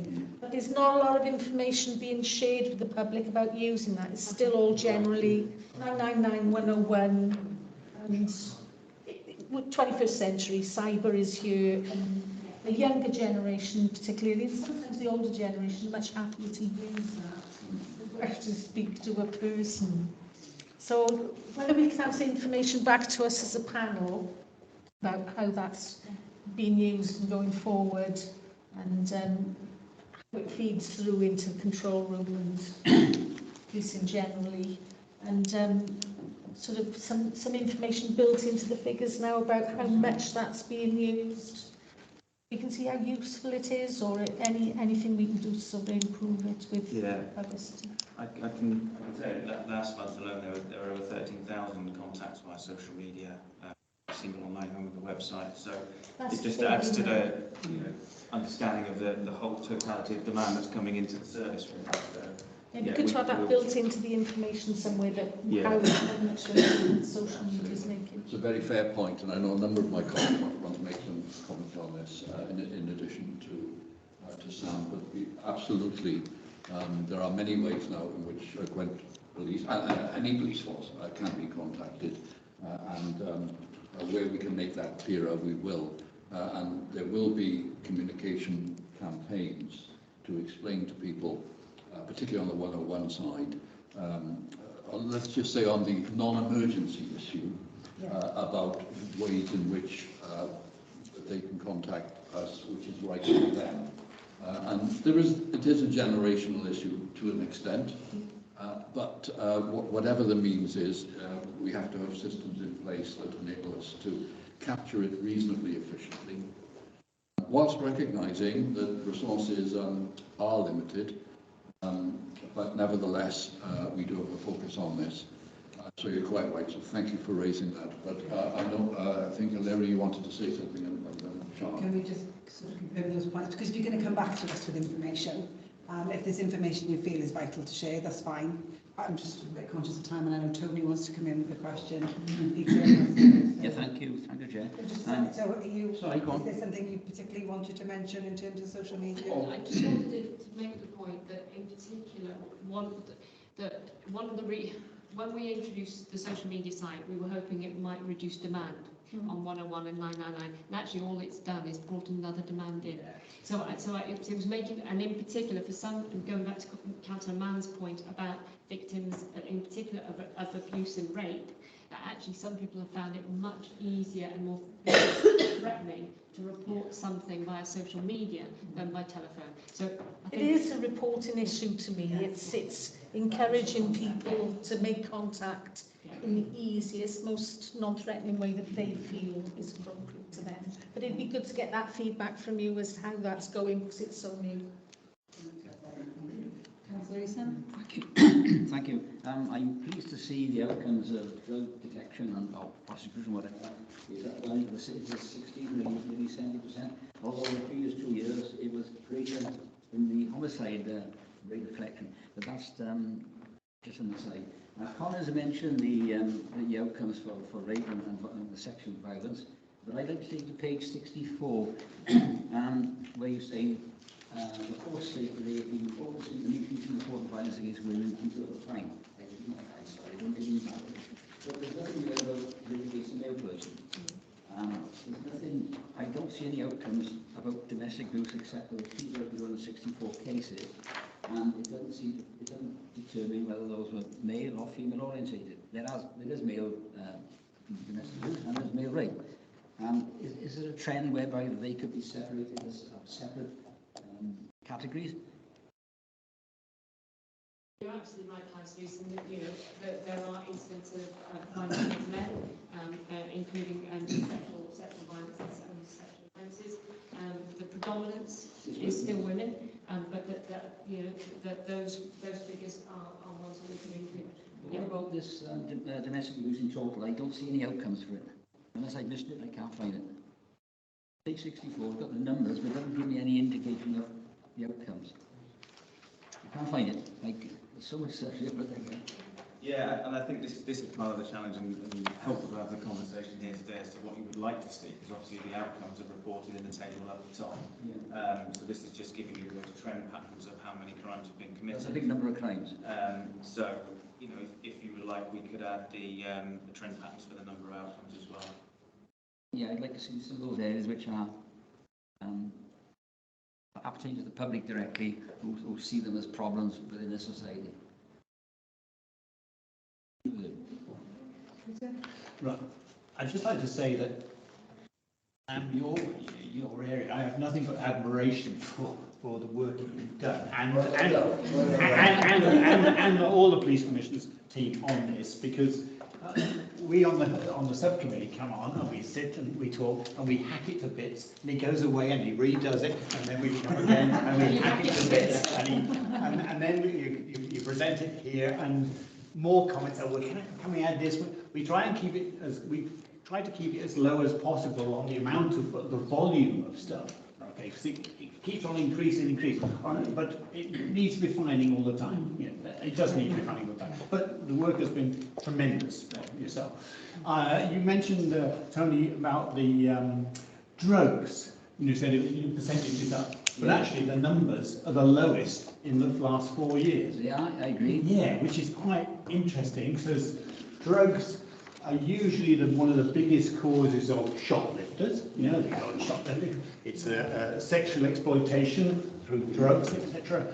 Yet the figures are down. That's slightly worrying, I think. Right on that, but the general percent is higher than any other categories. Yeah, but the figures on actual catching are the lowest in 4 years. And also the previous 2 years, the detection rate for drugs was greater than homicide. Yeah, yeah. But that's a minor detail. I just So wanted take to it say, away. you know, that, yeah, tremendous work, really hard. And it must be soul destroying when you go out. You're probably sat in his car weeping, you know. Okay. We can give you more, but then you'll get the criticism we've given you too much. So Thank you everybody for the questions. I've got a few points, but what I'm going to do, Sam, I'll just drop you a message if that's okay, and we can get some responses on those. One of the things for members to think about as we move on through the next agenda item, when we come to the forward work programme, we run 3 separate panels, an estates panel, a finance panel and a performance panel. And if there's any members who would like to be involved in any of those panels, just sort of muse on it. Not while Darren's talking, of course, but muse on it. And if you've got an interest, let us know when we get to the forward work programme, because they're panels that work really, really well outside of this meeting. Let just give you a chance to get a bit more involved and have a bit more information, so that the information that comes to the panel is improving all the time. Okay. Well, thank you, Commissioner, and thank you, Sam, particularly for your effort and your work in what's a much improved document in terms of performance for us. The next agenda item is agenda item 10. I'm just going to propose we have a 5-minute comfort break. Please be aware that whilst you're moving around the room, it's still recording and the microphones are still on. There's another meeting booked in this room at 1:30. So, Darren, readjust your presentation. You know that. Oh, I know. But if you could just take a quick 5 minutes, grab yourself a drink or whatever, and we'll start back. Thank you very much.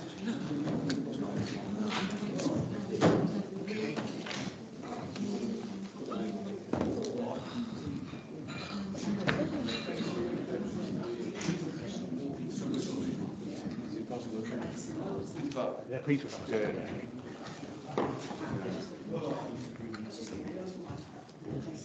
Did he? Yeah. Oh, wow. Oh, well, now I know what the format is. No. I've known Peter. He was really a nice guy. We all sat together. I was really sad to hear that. I didn't know about it because I was away or something or other, and then they missed out me. Court did not. So they didn't let me know that he died. Had they gone to his funeral? Yes. Yeah. Yeah, but It's sad for my wife. It takes a while to get into We're awful. I would have hoped I'd like to sit on the council with him and learn from his vast experience. Yeah, because he's really. I live in Abergavenny. See that Tony Clark's comment on the 20 mile an hour thing. Was probably the local council's. Yes, worst I understand he's in ever the village. made. Quite a few lost their seats because that has caused on the A40 continuous. Actually, I avoid, but the locals avoid certain on the A40 now because it's blocked all the time, you know, because they're all going too slow. It's terrible. The main road into Abergavenny is just. In some ways, I think you might be a good idea. Be the death of them. Well, I've got ultimately it's down to the local council.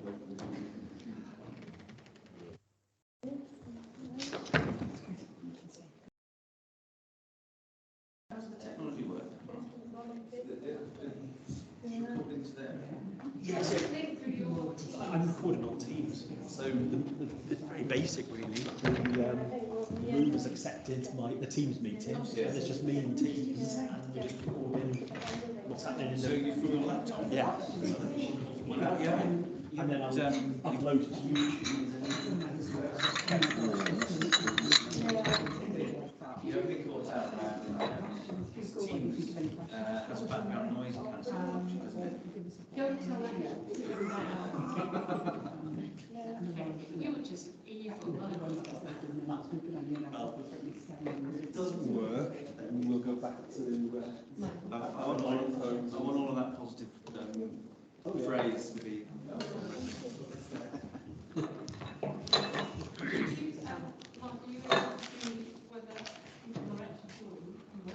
Yeah, and there's only 3 people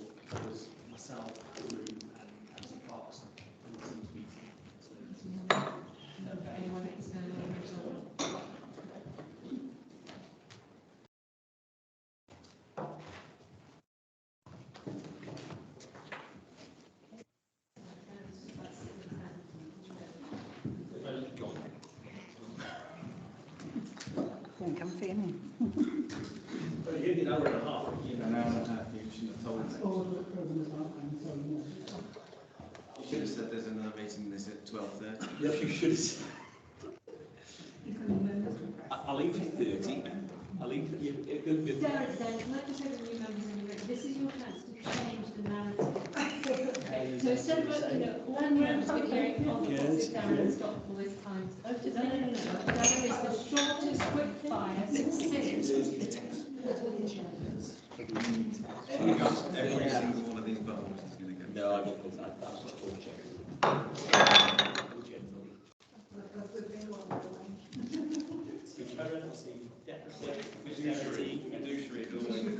Fiduciary slide too. Should do that, shouldn't we?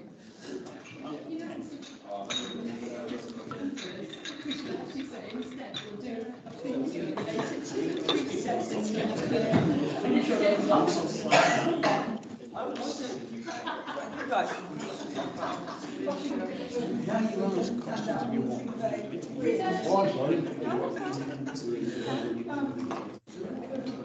Yeah. Usual treat.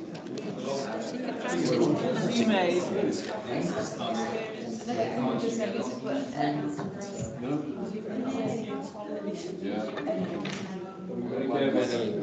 Don't know what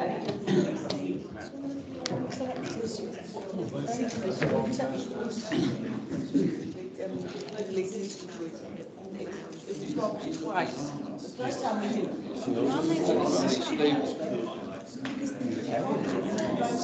The biscuits there.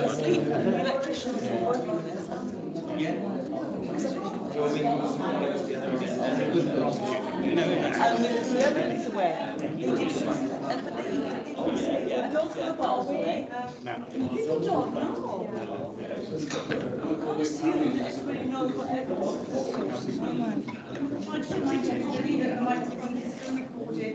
And if we can come back so that we can leave it next meeting, would be great. Thank you.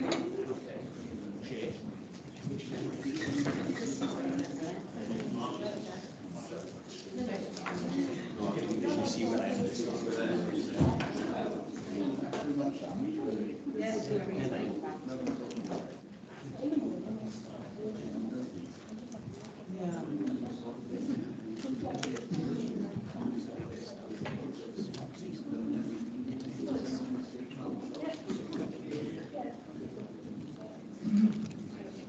Right, so the solution.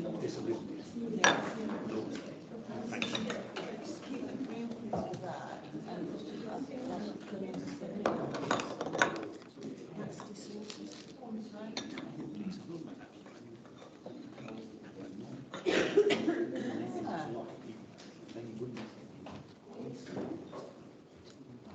Another coffee. No deal, Tom.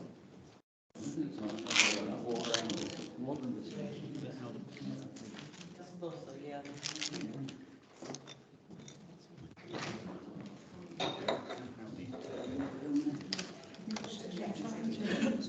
Another supply of anybody's, that's all. No coffee there, is there? Yeah, there is. Yeah, coffee's up. Just really good.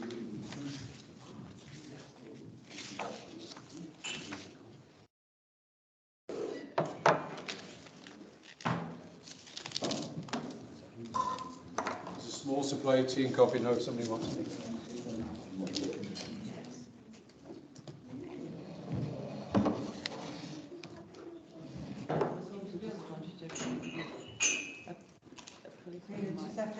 Seconds and we'll hand over to the.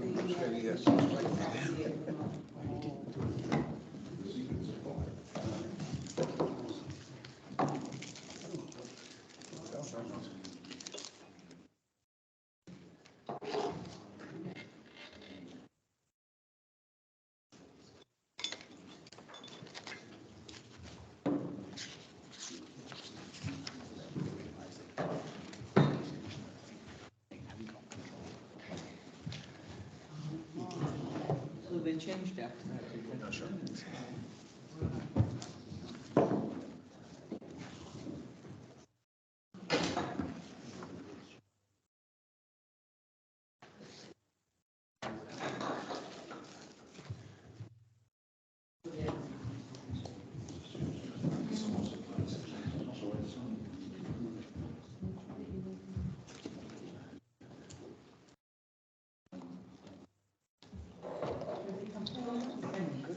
start the meeting then. So we're on agenda item 10, the medium-term financial plan presentation and budget setting timetable. And over to yourself, Commissioner. Thank you very much. In a moment, I'll hand over to Dan Gowers, my Chief Finance Officer, who will deliver this agenda item. I mentioned at the beginning of this meeting in my preamble that we are in a difficult financial situation like no other, perhaps back to the 1970s. And therefore, great consideration is being given to the financial situation that we face. It's very important, therefore, that we begin these discussions as early as we can. And we also recognise that the situation is not only serious, but it's very fluid. We listened to the latest statements from the Bank of England about the possible interest rate rises. We hear on the news about issues affecting ordinary people in terms of mortgages. And by the way, let's not forget that officers and staff of Gwent Police face exactly the same problems as everybody else sitting around this table. And we have to take all that into account. It's against that difficult and unpredictable background that we're preparing this submission. And with that, Chair, I will hand over to Darren. Thank you, Commissioner. As the Commissioner said on the screen, I'm Darren Goward, past Commissioner's Chief Finance Officer. This year celebrating the 10th year of taking the panel on this financial journey of budget setting and setting the precept, etc. I think I've got about 30 minutes, Chair, so we should be finished at the half-past. I think important first statement is, in simple terms, we are trying to deliver increase in what your community wants. But the context is it's financially very complex. With that, I think a lot of the narrative today has been around open accessibility to our office. I think that's important, that I'm at your disposal for anything I say today. Our world is full of jargon, policing is full of jargon and acronyms, and policing and finance adds another level of that complexity, jargon and acronyms in doing this. So that's a long way of saying, if you've got any questions, come see me, open access. I will touch on the finance subgroup and the estate subgroup later on. If we just jump to the second slide, please, Mark. So I always talk about 9 variables when I set the budget and set the precept, and the more astute of you there will see there's 10 ones on there. It's because I've drawn up capital. I've drawn up capital funding and capital expenditure away from normal funding, normal expenditure. But these are kind of the 9 variables that I step through when we're setting the budget and setting the precept. And these are very important in terms of understanding each, because each of the different levers in setting the budget. Funding is a lever, expenditure is a lever, efficiency, economy, they're all pulling in different ways quite often. So it's how much leverage you have and how much you can constrain those. If I just jump onto the next slide, please, Mark. One time already, Chair. Impressive. Governance. So we start off with the governance around the budget setting process and the precept. So each of those has a key part individually or collectively as a group in setting the budget and setting the precept. So I always start on these slides, I'll start at about 10 o'clock, top left-hand corner. So we have the Chief Officer team within Gwent Police who will compile their annual budget request into the Commissioner and also provide us 5-year medium-term financial projections that we need to understand around the longer-term impact of funding decisions, impact expenditure requirements, etc., etc.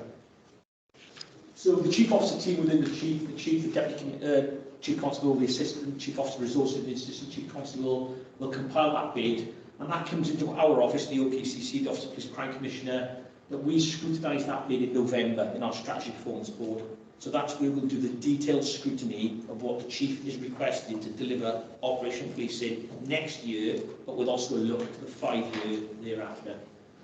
We also use our joint audit committee. So we have a joint audit committee with the force, who are an independent committee that looks at our internal governance framework, our control environment, to make sure everything is correct and appropriate and those arrangements are robust. And they look at the robustness of the budget setting arrangements. They don't make a decision on the precept or the deficit or the financial figures therein, just as the process to get there is that be robust. With external benchmarking then, the Welsh Police Finance Resources Group, WPFRG, Crime Commissioners Treasurer Societies. There's 43 of me in each Commissioner's office across England and Wales. And also the National Police Chief Council. This is where we test and benchmark our assumptions around the future financial landscape. So they're very much a sort of sounding board. Next to critical then, use police and crime have the power of veto over a preset proposal. And we use the police and crime panel subgroups throughout the year. There's performance when we talk about, there's estates, there's finance, and I believe the complaints one has now been built into the Constitution.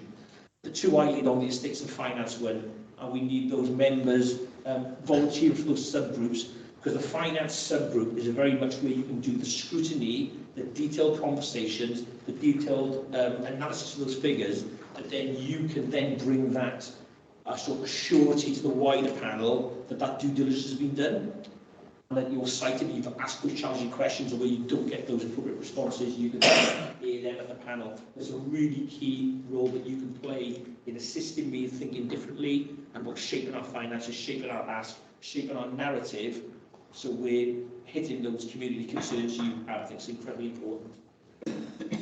We also do significant public engagement and consultation around our budgeting and our precept proposal. So we've done a number of that through the summer, but we normally kick off with a very detailed piece of work now between November and January, October and January, sorry, where we will do online face-to-face surveying, asking people around the precept proposal, what sort of figures we're thinking about, what the budget is saying, what the constraints are, etc. So we get that very much that public view, a significant aspect of our governance. And then, last bit then, I have a dual statutory duty around setting the budget. So I have a legal duty to set a balanced budget.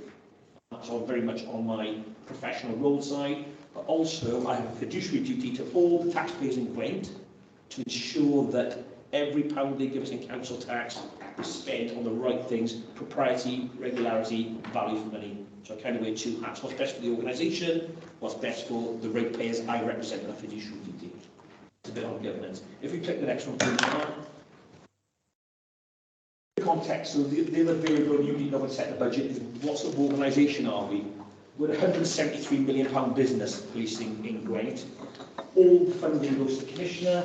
Over 95% of that is then passed to the Chief Constable to spend on operational policing. That's why we received the Chief's budget bid in November, because the vast majority of the resources go to the Chief. There's three main sources we get our funding from. Government grant, central government core grant is just shy of 90 million. Council tax precept is just shy of 60 million, and then we get the specific grants, we talked about State of Streets earlier, and other income generation opportunities, which are around the £70 million mark, and that's what it's made up. What you'll find in Gwent is very much a microcosm of the national landscape. So we have rurality, we have rural areas, Monmouth, we have the inner city, Newport, so we have those two extremes. We have acute deprivation in some aspects, whilst we have pockets of relevant affluence in others. We have the M4, we have major trunk roads. We have organised crime groups and serious organised crime operating in Gwent. We have a close proximity to Cardiff, so you have an international convention centre and all those demands. All within a 600 square miles. So you can almost take Gwent and say it's got all the aspects of an England Wales police force, all playing out at the same time. We touched a lot today on the changing world of demand, around how we do a lot of safeguarding, protecting the vulnerable, cyber-enabled, cyber-dependent crime. It's all a very different world to what we perhaps remember. And the crime is now back currently to pre-COVID-19 levels. That springback's happened, so we had suppressed crime rates during COVID, sprung back now.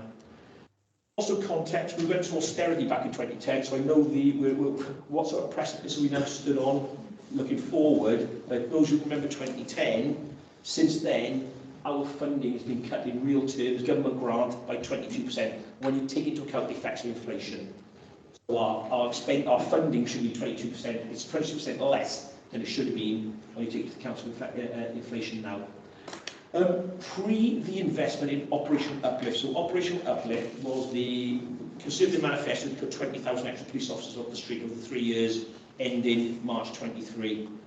Before that, before the government started investing again back in the policing service, we were on the cusp of ratepayers in Gwent being majority shareholders. Actually, the money we got would be more from ratepayers than government.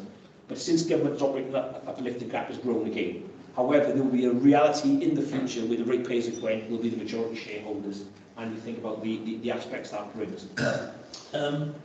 Future uncertainty is certain, really. We've talked today, the economic turmoil at the moment, every day something different is happening on the horizon. So I think the thing that is certain is uncertainty. Importantly, in our organisation, as a service organisation, our staff, it might sound a bit twee, but they are our main asset. They are our unique selling points. You want an officer to turn up, or you want someone at the end of the line, control room, to answer. So it's very difficult, honestly, at times when you need to find savings and you need to shrink budgets where you go without impacting upon frontline service delivery. So you appreciate that aspect. I've also touched today around policing becoming less visible. So those activities that we're doing in the background to keep people safe, you're not necessarily seeing the huge resource that we need to fund in those areas, those specialist, very specialist police officer roles that sit behind the scenes, that aren't in high-vis jackets on street corners, but do consume significant resources. I think it's a really important contextual piece, that is. If we touch on the next slide, please, Mark. We'll just go to funding. Talk about the 22% real term cash, which is a big thing when you take account of the effects of inflation. But in real cash terms, we've got 4% less money than we had in 2010-11 in terms of government funding. Not overall budget, the amount of money government give us is 4% less than it was 12 years ago. So all this investment in 20,000 police officers has just brought the government grant, which is our major part of our funding, back up to levels of 12 years ago. And you think about the crime types that we talked about 12 years ago, we thought about the safeguarding, the vulnerability, the post-COVID world. 12 years ago, it's a different world. The CSR is a comprehensive spending review. So that's the whole of government look at budgets each year, and they usually set their budgets for a 3-year window. So in October 21, the government did a comprehensive spending review, which essentially set budgets for the next 3 years. So 22, 23, 23, 24, 24, 25. How much of when those budgets were set was the war in Ukraine an issue? No. Huge economic impact of that, inflation, etc., etc. So all the base data that went into that CSR has changed significantly since then. But the government could turn around and say, no, we locked down those budgets last year, so now you need to absorb those costs. We don't know at the moment. The new investment into policing, so that new government grant that's coming, is very much ring-fenced, so we can't spend it on other than the additional extra officers that we had from the Uplift programme. So the Uplift programme talked about 20,000 extra officers into policing. Gwent share was 206. We are generally, as Gwent Police and the Police Crime Commissioner's Office, 1% of any national figure, because usually they provide things based on your budget as an overall percentage of the global England and Wales policing budget, and we're about 1%. So when we talk about 20,000 officers, we get 206. But all the government investment has been for those officers, or policy decisions like the social care levy, the 1.25% NI increase, which is now being reversed, but we had the money for that, and additional things like part funding pay awards. What the government do not provide for is interest rises or inflation. So all those consequential costs that you can't avoid that happen every year because of inflation, even those running at 10% now, it's always about 2% a year anyway, but the government never provide for those aspects, and that's where we're going to find out through efficiencies or growth through other funding streams. Talk about NICC grants, this is something close to my heart. That's National International City Grant. The Metropolitan Police get £185 million on top of their allocation because they're an international city. And the City of London get about £5 million. So there's about £190 million going into London for those events. Cardiff, we've lobbied for many years because we're a neighbouring force. The amount of resources we have to put into events in South Wales area or the International Convention Centre or Oil Patch, but they don't recognise the demand that comes with big capital cities. So that's something that well, I personally not gone about quite a lot. We touched earlier on reallocations or top slices. When we talk about safer streets, the Commissioner said to Councillor Reeson, they give us our money back. What you do, when you get the global pot, sat up in Whitehall, when you get the global pot of government grant for policing, they top slice about £1 billion off that. It's actually 1.3 billion they top slice off to pay for national programmes of work. Now that can be major technology improvements, that could be specific grant schemes. If that came back, if that got eradicated overnight, we'd have 1.3 million, we'd actually have 13 million pound more policing into Gwent straight away. So it's top sliced up, and then more often than not, we've got to rebid in for our money. We've been very, very successful. Where we're lucky in Gwent, we are, well, not lucky, it's down to incredibly hard work across both offices. We are very successful in when we bid for money, we get more than our 1%, because I always set a target. If they've taken, if they've got a £50 million bid, you know, I want £500,000 of that. Out of State for Streets, which was a £50 million pot, we had nearly £2 million out of that, so we well exceeded our kind of target. I've called that Welsh disadvantages, the next bit. Now, importantly, we have a very productive, long and robust history of working with Welsh Government. We're a non-devolved service in a devolved arena. And we have a really good relationship with the government, and we work really productively with them, and we're thankful for the 600 PCSOs they supply across all of Wales, of which 121 are in Gwent, the All Wales Schools programme, so we work very productively with Welsh Government. But often, when you're working with devolved partners who need to adopt Welsh policy and Welsh legislation, it has a consequential impact on policing. So we've talked about, you know, policing the 20-mile-an-hour speed limit. We've talked about you're okay with the apprenticeship levy, the way organisations got to pay money as a percentage of their payroll to the apprentices. It doesn't quite flow through correctly. We pay ours into the Treasury because we're a non-devolved function, but it doesn't necessarily find its way back into us. So there's certain disadvantages for being Welsh that are significant advantages, but being a non-devolved function and devolved function can sometimes some financial hardships. Precept flexibility. So we set a precept every year. In Wales, there's no formal capping powers that sit within central government. It's a devolved matter to Welsh ministers. So if Welsh ministers perceive that your precept authorities, your local authorities, or the commissioner is setting a precept too high, they can cap you. But they don't set a finite limit. We use about 5% increase on precept. We need to justify if we want to avoid any sort of capping powers. English commissioners have a 2% referendum level. If they put their precept on more than 2%, they've got a referendum. However, in the last 5 years, the government has relaxed that for English commissioners. So they put monetary amounts, they say you put like £24 this year, or £15, or £12, or £10. And we've married up to that, we've matched up to that over many, many years. By providing precept flexibility is always a sting in the tail. So if government are saying you can put your precept up by more than referendum principles, guess what? You need to reduce crime, you need to take advantage of technology and building infrastructure and capacity, you need to improve the working of the criminal justice system. So there was a quid pro quo with that, and very much a focus, it's on productivity and efficiency, as you can imagine. 20,000 extra cops, precept flexibility, we want crime going down, we want criminal justice working better, we want you to deliver productivity and efficiency.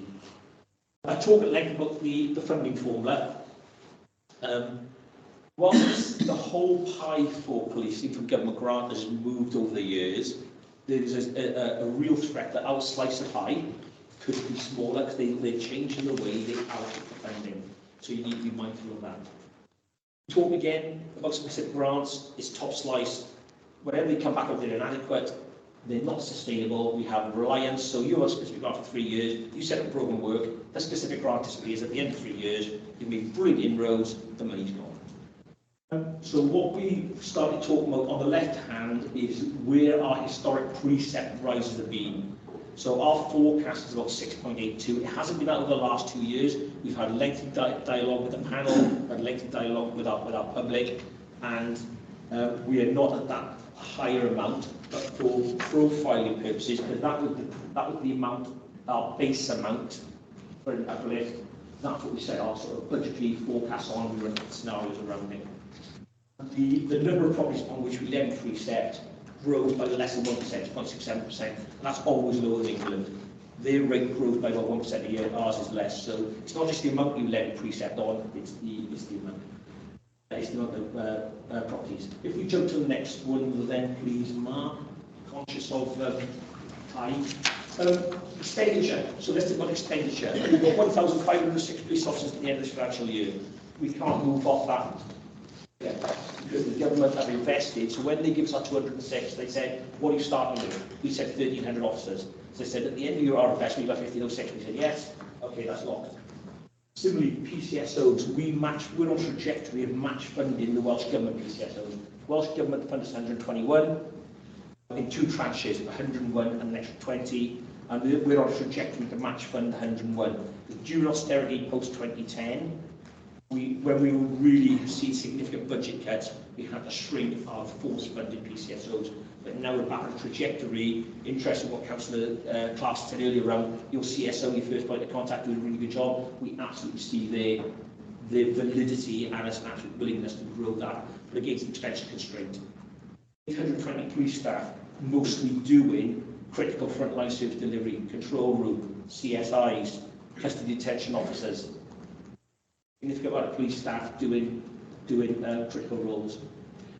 Every financial year we rebase our budget. So when I'm sat here a year ago, I said for the 2020 financial year we look at all our budgets, we rebased them all. We did that, and then what happened? The police officer pay award at 5%, only part funded by government, and that reopens a clause to relook at police staff pay awards, and that's a national issue. CPI is around 10% at the moment. It's galloping away. Could be 14% by year end. Fuel utilities up a further 20% we need to budget for. Sorry about it, Dan. I think maybe for new members you should be explaining some of these initials that you're using. Sorry. We will provide a glossary of terms. Consumer price index inflation, galloping at 10%. So that's your basket of goods. What are they going to buy on an annualised basis? So we think that could peak at 14%. So you think about all our contracts that we have, millions of pounds of contracts, or absorbing that. We'd already put significant uplifts into our vehicle fuel and our utility budgets last year, and now we're going to put away a further 20%. So you appreciate the sustainability piece, looking at the EV, the electrical vehicle charging points, the photovoltaic cells. I know Colin holds close to his heart on our new premises.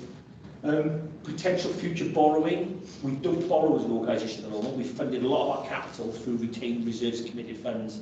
But moving forward, I'll touch on the estate strategy, which is currently under review. But we did originally have an amount of borrowing into our plans, and interest rates are up around for us to borrow about 5.5%.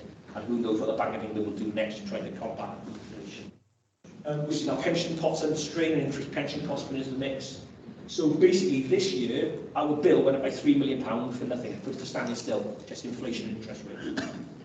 If you just click on the next one, please. I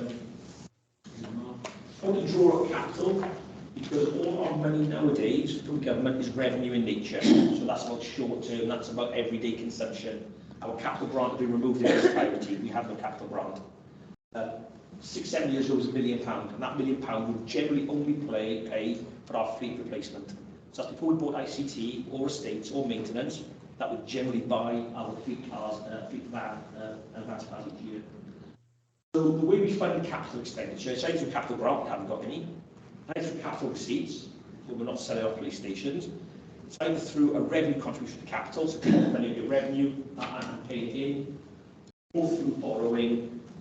And you think about that's almost like a ladder of pain, isn't it? That you want to fund things into borrowing, highly volatile. So we've the other protocol obviously is accrued sums around reserves and committed funds, and those will be depleted. The ones we've set aside for capital schemes will be depleted during next financial year. We always keep an element of reserves and committed funds, so the general reserve and fund other new investments. But I'll bring to you our reserves and committed funds paper that you can see how they're depleted. So we need to build a bit of a revenue pot to fund capital every year. But all we do is use that revenue pot to fund short-term assets. So you use your revenue pot, so your current money, pay for fleet, cars and ICT, because you wouldn't want to borrow 40 years to pay for laptops or cars. So you wouldn't want to mortgage in short life assets. So total forecast borrowing, this is all under review at the most part of the estate strategy. We did have capital expenditure of about £80 million over the next 5 years, but again, all under review. Just touch on was that far left. We are looking at our estate strategy. When we presented the preset paper back in January, panel members will recall the question was around the affordability of that. So that review will be reported to this panel in December. It's going to our State Strategy Board, and I'd like to get the Estate Strategy subgroup up and running prior to that, so you can scrutinise those findings prior to that time. If we click on the next one, please, Mark. I'm conscious I've probably only got 5 or 6 minutes. I'll touch on efficiency. A fantastic track record of increase in delivering efficiency savings through our service improvement team. So we've delivered £53 million of savings, of which have not been reinvested in the service. They have been used to balance the books. You usually make nice cash flow savings and you put it back into the mix. We can't. It's about balancing the books. Our deficit, I'm only looking at 5 years into the future around what is our deficit, and depending on what precept scenario we use, we could have a deficit of between 12 and 32 million pounds and a 173 million pound business. We've got about 4.3 million pounds of savings earmarked around remodelling, around collaboration, around exploiting national contracts, but we still have a significant deficit, bottom right-hand corner, between 8 to 28 million pounds in those 5 years. And that flexes based on what I think the precept scenario are, because we're currently working out our precept scenarios. We talked about Police.uk earlier around finding really interesting information. Her Majesty's Inspectorate of Constabulary, Justice Inspectorate, I think is called the website. Very useful to go and find out your financial value for money metrics around your local force. So you can see how Gwent benchmarks against costs of delivering things each of the forces. But there is a big context needed on that. Gwent is a very small force with similar fixed costs for the forces. We can't exploit economies of scale like other major forces. We have very specific Welsh Government grants that come in that we spend, so PCSOs or Welsh Schools Liaison, which often gives us some skewed figures. That's certainly worth a look at. But again, if I map HMIC saying we're about £20 million more expensive than other forces in our group, and we've got a deficit, that does give you a degree of hope, but it's a heavily caveated figure because of some of those quite unique aspects. If we click on the next one, please, Marv. Economy, this slide probably would take that, wouldn't it? we could tear it up. But again, the Prime Minister's economic piece, we've got the government's fiscal policy around tax cuts and government spending, at long end of the Bank of England monetary policy around interest rates trying to be up to combat inflation, etc.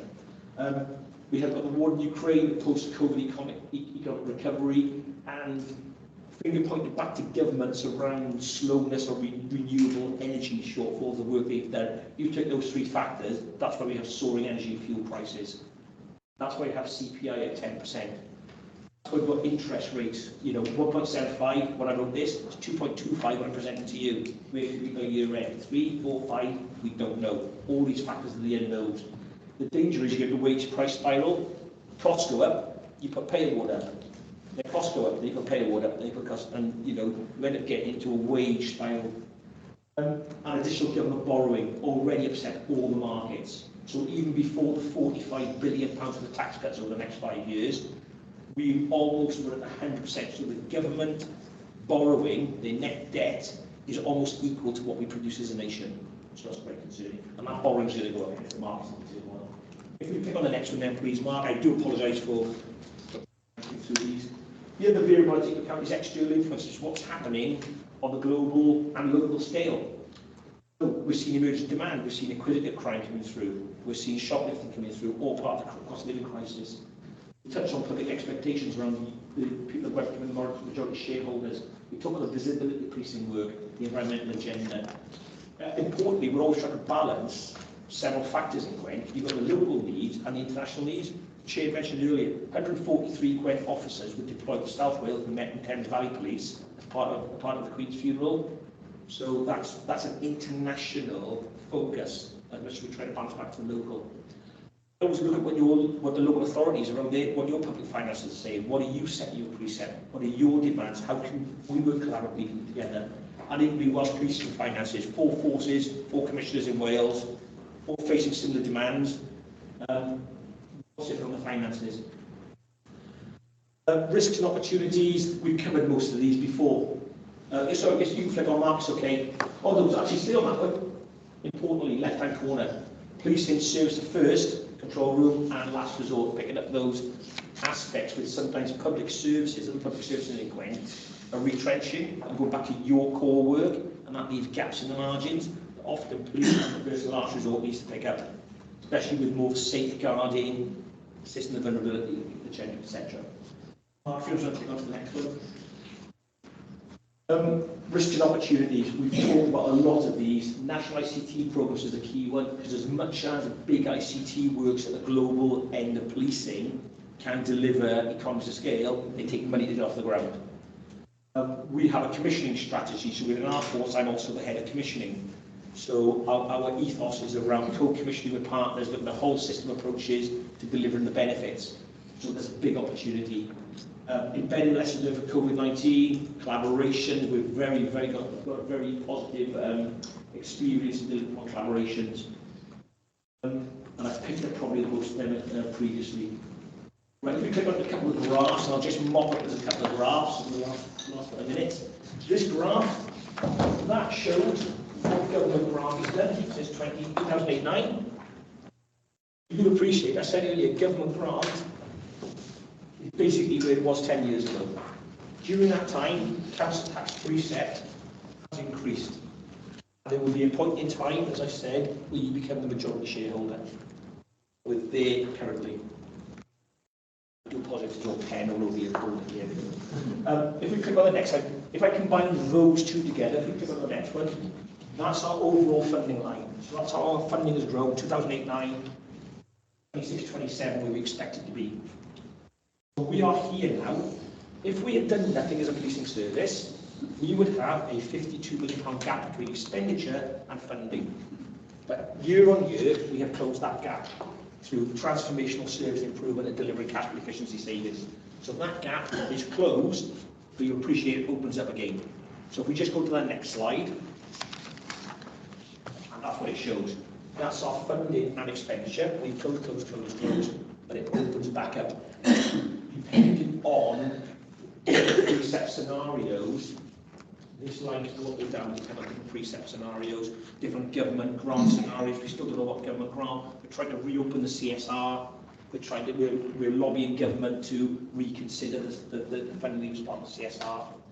We have some savings in the bank. And if we just go to the final slide, it just closes a fraction, closes about £4 million, but we're left with, on this scenario, about a £16 million deficit by 26-27, but that is highly volatile, a lot of expenditure unknowns, a lot of funding unknowns. We just got it. Apologies, that was very much a canter. It's an open door into me. There's a lot of acronyms, there's a lot to take in. It's complex, but just to re-emphasise, policing is about what you want to deliver in your communities. And it's a very financially complex arena at the moment. Even more complex because of the uncertainty around funding and expenditure and the economic factors at play that could have significant impact. So I'll pause there for any questions or save them to email me. Thank you, Darren. This meeting and the next two meetings are very much finance-based, leading up to the preset meeting in January. So, for some of the new members, this is your first start into it. Please, please, if you have got questions, take Darren up on the opportunity or raise them with other members.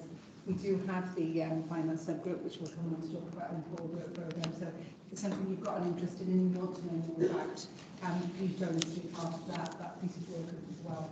And that helps us inform other members as well if they've got questions. So, thank you, Darren. I'll open the chair. Any questions? Any questions for Darren? Right. Just one, Darren. On your MTF projections, you're showing the post-efficiency scheme funding of 191 million, as opposed to the overall funding 175. Are we going to fill that gap? This is a $64,000 question. So that's already building a proposed precept increase. What are our scenarios? We have a very, very robust and proven service improvement process that continue as a continual program of reviewing our business model in operation policing. backdrop, though, is we've already saved £53 million over the last 12 years. So there's no, what I call low-hanging fruit.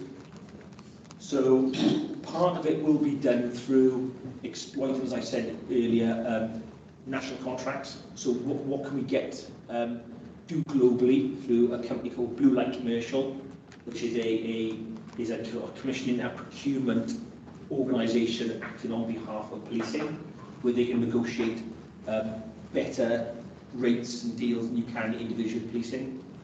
We're looking for that productivity efficiency piece. I touched on productivity efficiency, and that acts at different levels in policing. So there's a national board, there's an All Wales board, there's a local board around how can we be more productive and efficient. The difficulty, so I've got limited levers on the efficiency side because we've already delivered a lot of efficiencies. And what I touched on earlier is a lot of our expenditure is locked. So we've got 1,506 police officers, and rightly so, we should have 1,506 police officers. That's the same number of police officers roughly we had in 2010-11.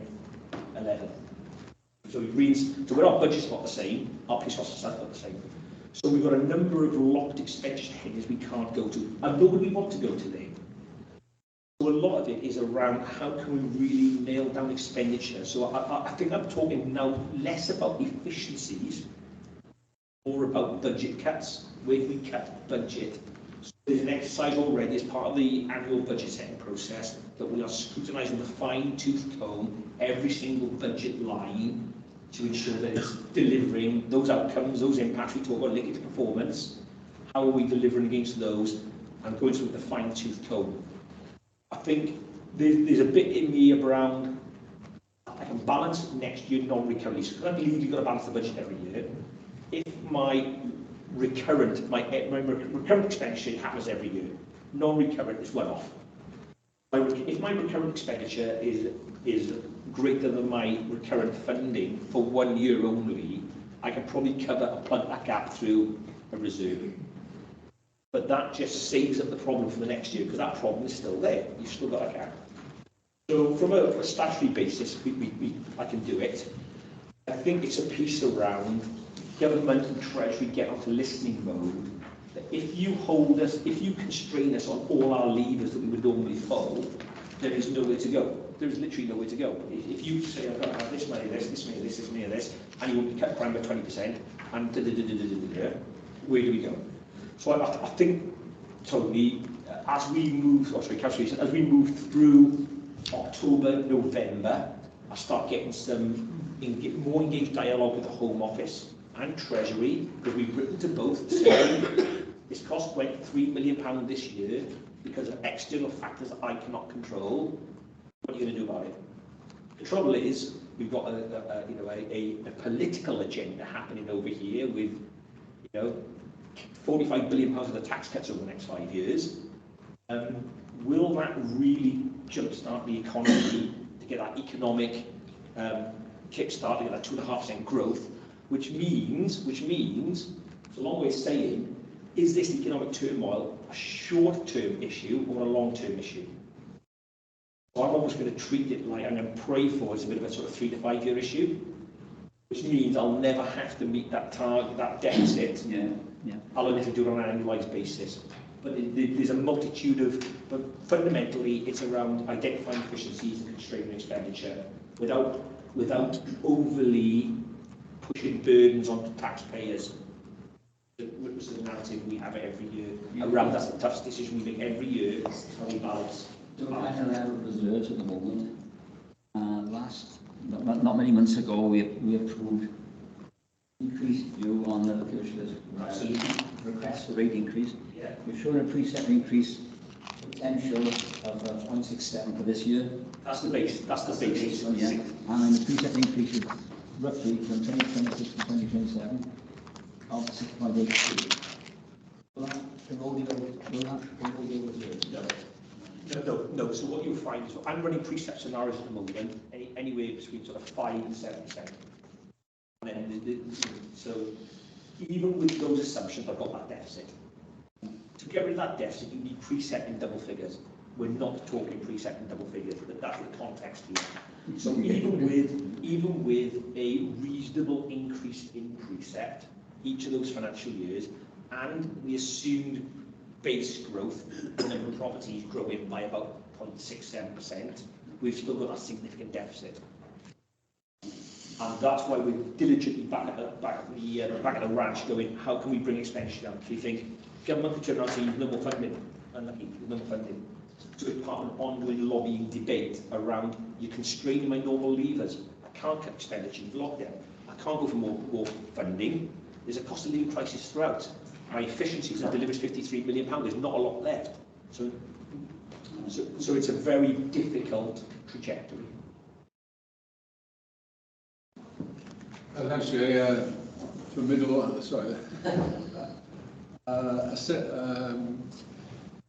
story, don't I? Yes, yes. It's my 10 years celebratory talk. The formidable part of it and the frightening part of it is the one that Tony's just mentioned, almost 7%, increases, and that is a frightening prospect for everyone around this table, I would have thought, and in particular the people who are struggling, the ones that most of us represent. The other part of it, of course, is we're going into borrowing at completely the wrong time, with the benefit of hindsight. Future loan interest up to 5.5%, who knows? So, I mean, I think it's pretty obvious that we've got to lock down that amount that we borrow as hard as we possibly can. This is where the subgroup probably comes in to really look at what's happening, because a lot of that loans is to do with built environment, it's we're in new territory we're loaning on. I think in the last few years it would have been opposite. You're absolutely right. We discussed the estate strategy over many occasions in the last couple of years, and it's a very robust strategy. So operationally, publicly, sustainability-wise, and from a value for money, as in more efficient buildings, it's very robust. Very robust. You and I know it's not the value for money argument, it's the affordability to get their argument, because they will be more efficient, they will be cheaper to run, they will exploit the carbon neutral agenda, but they take a lot of money to build. And that's why we've got our foot on the ball with the estate strategy at the moment, reviewing all aspects of it. But we've not pressed the button on any borrowing yet, because it couldn't happen at the worst time when you want to go to the market, so the interest rates, and they're going to, you get this interest rate inflation spiral, because inflation goes up, they put interest rates up, inflation goes up, then interest rates up. And still economic doubt is out there that it's actually a very effective tool to manage that, You never really see it. So you're right, a lot more work and a lot more reporting in on the financial state. When we talk about investors saving, the big crunch is when do the savings come back? And it takes a while for the savings to come back after you've invested. Absolutely right. Absolutely right. More questions? Thank you very much. Okay, moving on to agenda item 11, which is the forward work programme. I'll pass over to Claire. Thank you, Chair. Just identify to members, as we just said, the next meeting of the panel is on the 16th of December. And then the meeting after that is 27th of January. They've got two critical meetings, so it's really important that everyone tries to attend, especially the January meeting. It has been identified and suggested that we have an additional report come into December on the estate strategy as an information item, which will be very useful for members in preparing you for the January meeting. So that's a suggestion. We've also had some suggestions for some maybe some visits or some contact with cybercrime staff and victims. So I'll discuss with the Police Commissioner's Office to look at possibilities, and I'll email members to see what's available and to see your availability. We talked also about the subgroups that we have, the finance, estates and performance. So firstly, is anybody interested in the finance subgroup?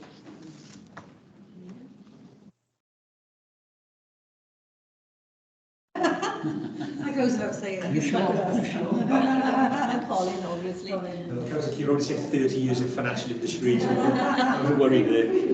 It's the essence of the story. About interest in the estates group. You want one, don't we? Yeah, Me and definitely. Anybody else? Oh, Great. Lovely, thank We you. talked about a joint meeting of those. yeah, there was one refinement because the estate piece is so heavily linked in the finance piece, whether a member could cross and sit on both, or we hold them jointly is either or. So we did talk, We could have a joint meeting of the two groups. You So you can see yeah. one on their own if they want to be. Okay. Yeah, or we combine the two. But we've got the members now. Yeah, we can do that. And performance. Carry on. I'll go on that if you want. May I ask, Chair, and I'm very pleased to hear about the subgroups, just for my information, how do they then feed back into the main panel? This is something we focused on actually from the last couple. I think what we could do is make sure it goes on as an agenda item. Yeah, I think we also discussed possibly we can have an informal discussion. That's our pre-meeting, and maybe we could maybe have it for discussion after the formal meeting, just to give an update. Ken make through down, don't they? Yeah. So we could either have a sort of half an hour before the formal meeting or half an hour after. Did we talk about like a short briefing paper? Yeah, do a briefing as well. That there would just be a briefing note to cover the highlights from the meeting. And particularly if you're referring to documents, I think it's helpful. So if there's been a meeting talking about the latest estate strategy, and this is the outcome, and we've got a web link to the estate strategy, we've got the people who are there, and just the headlines of the discussions. I would emphasise for members, unfortunately, I can't pay allowances for meetings with subgroups. Sufficient budget from the Home Office. It's been fixed pretty much from the start, and with inflation and everything like that. So I can obviously pay members allowances for attending formal meetings, but not for the subgroups. Okay. But please still join us, because they are very worthwhile meetings. I'll come to you. We do it for the fun and Yeah. Write that down as well. We haven't been able to put questions like the Commissioner this time because of time scale. You know, we've got, but we need to get questions in by the middle of November. Yes, 3 weeks before. I've given for the new members, I've given them a copy of the procedures. That's amazing. Questions. I'd like to ask questions. Yeah, thank you. I know one of the things that'd be really interesting. I think you asked a very pertinent question, Jeff. How do we feed the subgroups back into this, into the as a whole? I think we need to look at that. Yeah, that's love to take that forward. One of the things I'd also like to do, I think what we're seeing through the panel is that victim support seems to be a big theme that's coming through and something that needs improvement. I don't know how the panel feel about this, particularly given Kath has said they're going to pay for it. But I would like to see us do a piece of work independently on victims support. And I'd be grateful if the officers could give some thought to this. Whether it would be possible for a small group of us to do a bit of an independent review. So if possibly, I don't know, some of the forces officers could give a little bit of presentation as to where they are and how things are structured, particularly with the Gwent Connect and the review, whether they could share with us some information, which obviously would be, sensitive and would be only kept within those panel members that are looking at the issue. Maybe looking at some of the audit reports, the structures, the performance, and just trying to come to a view about how we feel about victim support and what we think as a panel. Is there anything we could be doing better? Is there things we are doing good and we need to share more about? It's something, given that we've got a meeting in March, I don't know if the time will fit in. Probably be tricky to try and fit in all in today, wasn't it? Maybe a report back on the summer one. Maybe come back after that one. Yeah, to see if members would. Yeah. It would be an interesting form in that group, and if there would be any availability then from just to think about how we best do this, whether it was done, one of the day sessions like we had before, and that we spend that day focusing and looking at that area and coming up with our own views on it.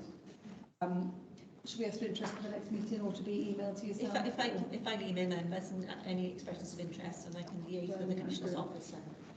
It's the first time we've done something like that in a long time. I just think it would be an interesting area to explore and to gain some of our own assurances about how things are moving forward. Yes, thank you. Yeah, if you decide to proceed with that, obviously we would want to assist in any way we could. In In terms of input from police officers, I feel that would be highly relevant. If once you decide to proceed, you could send me an email so I can raise it with the Chief Constable, so she can allocate, well, for her to decide about her officers, but I'm sure she'd want to be positive. Obviously, we're looking at the availability, that's absolutely critical thing for the service. So, okay, great. Any comment? I'm going to have to word this very carefully, but there are a lot of people out there asking questions about three former senior officers. I understand, Commissioner, you're not in a position to answer any questions on that, so I will not take it any further. But there is concern. That's noted. So that brings the forward work programme agenda item 11 to a close. I'd like to thank everybody for attending today. For the new members that have had their first formal panel, we hope you've enjoyed the experience and we've given you plenty of food for thought and it's something you'll enjoy being part of. Thank you once again for voting me as your chair. I'll do my best to take you through the next year and hopefully we'll have some interesting, I think it's going to be interesting and exciting. I think it's going to be challenging, but it's going to be interesting and exciting. So we'll see you on the next meeting on the 16th of December. Thank you very much for being with us today. Thank you very much. I think challenging is probably an underestimate. Yeah, I think it's going to be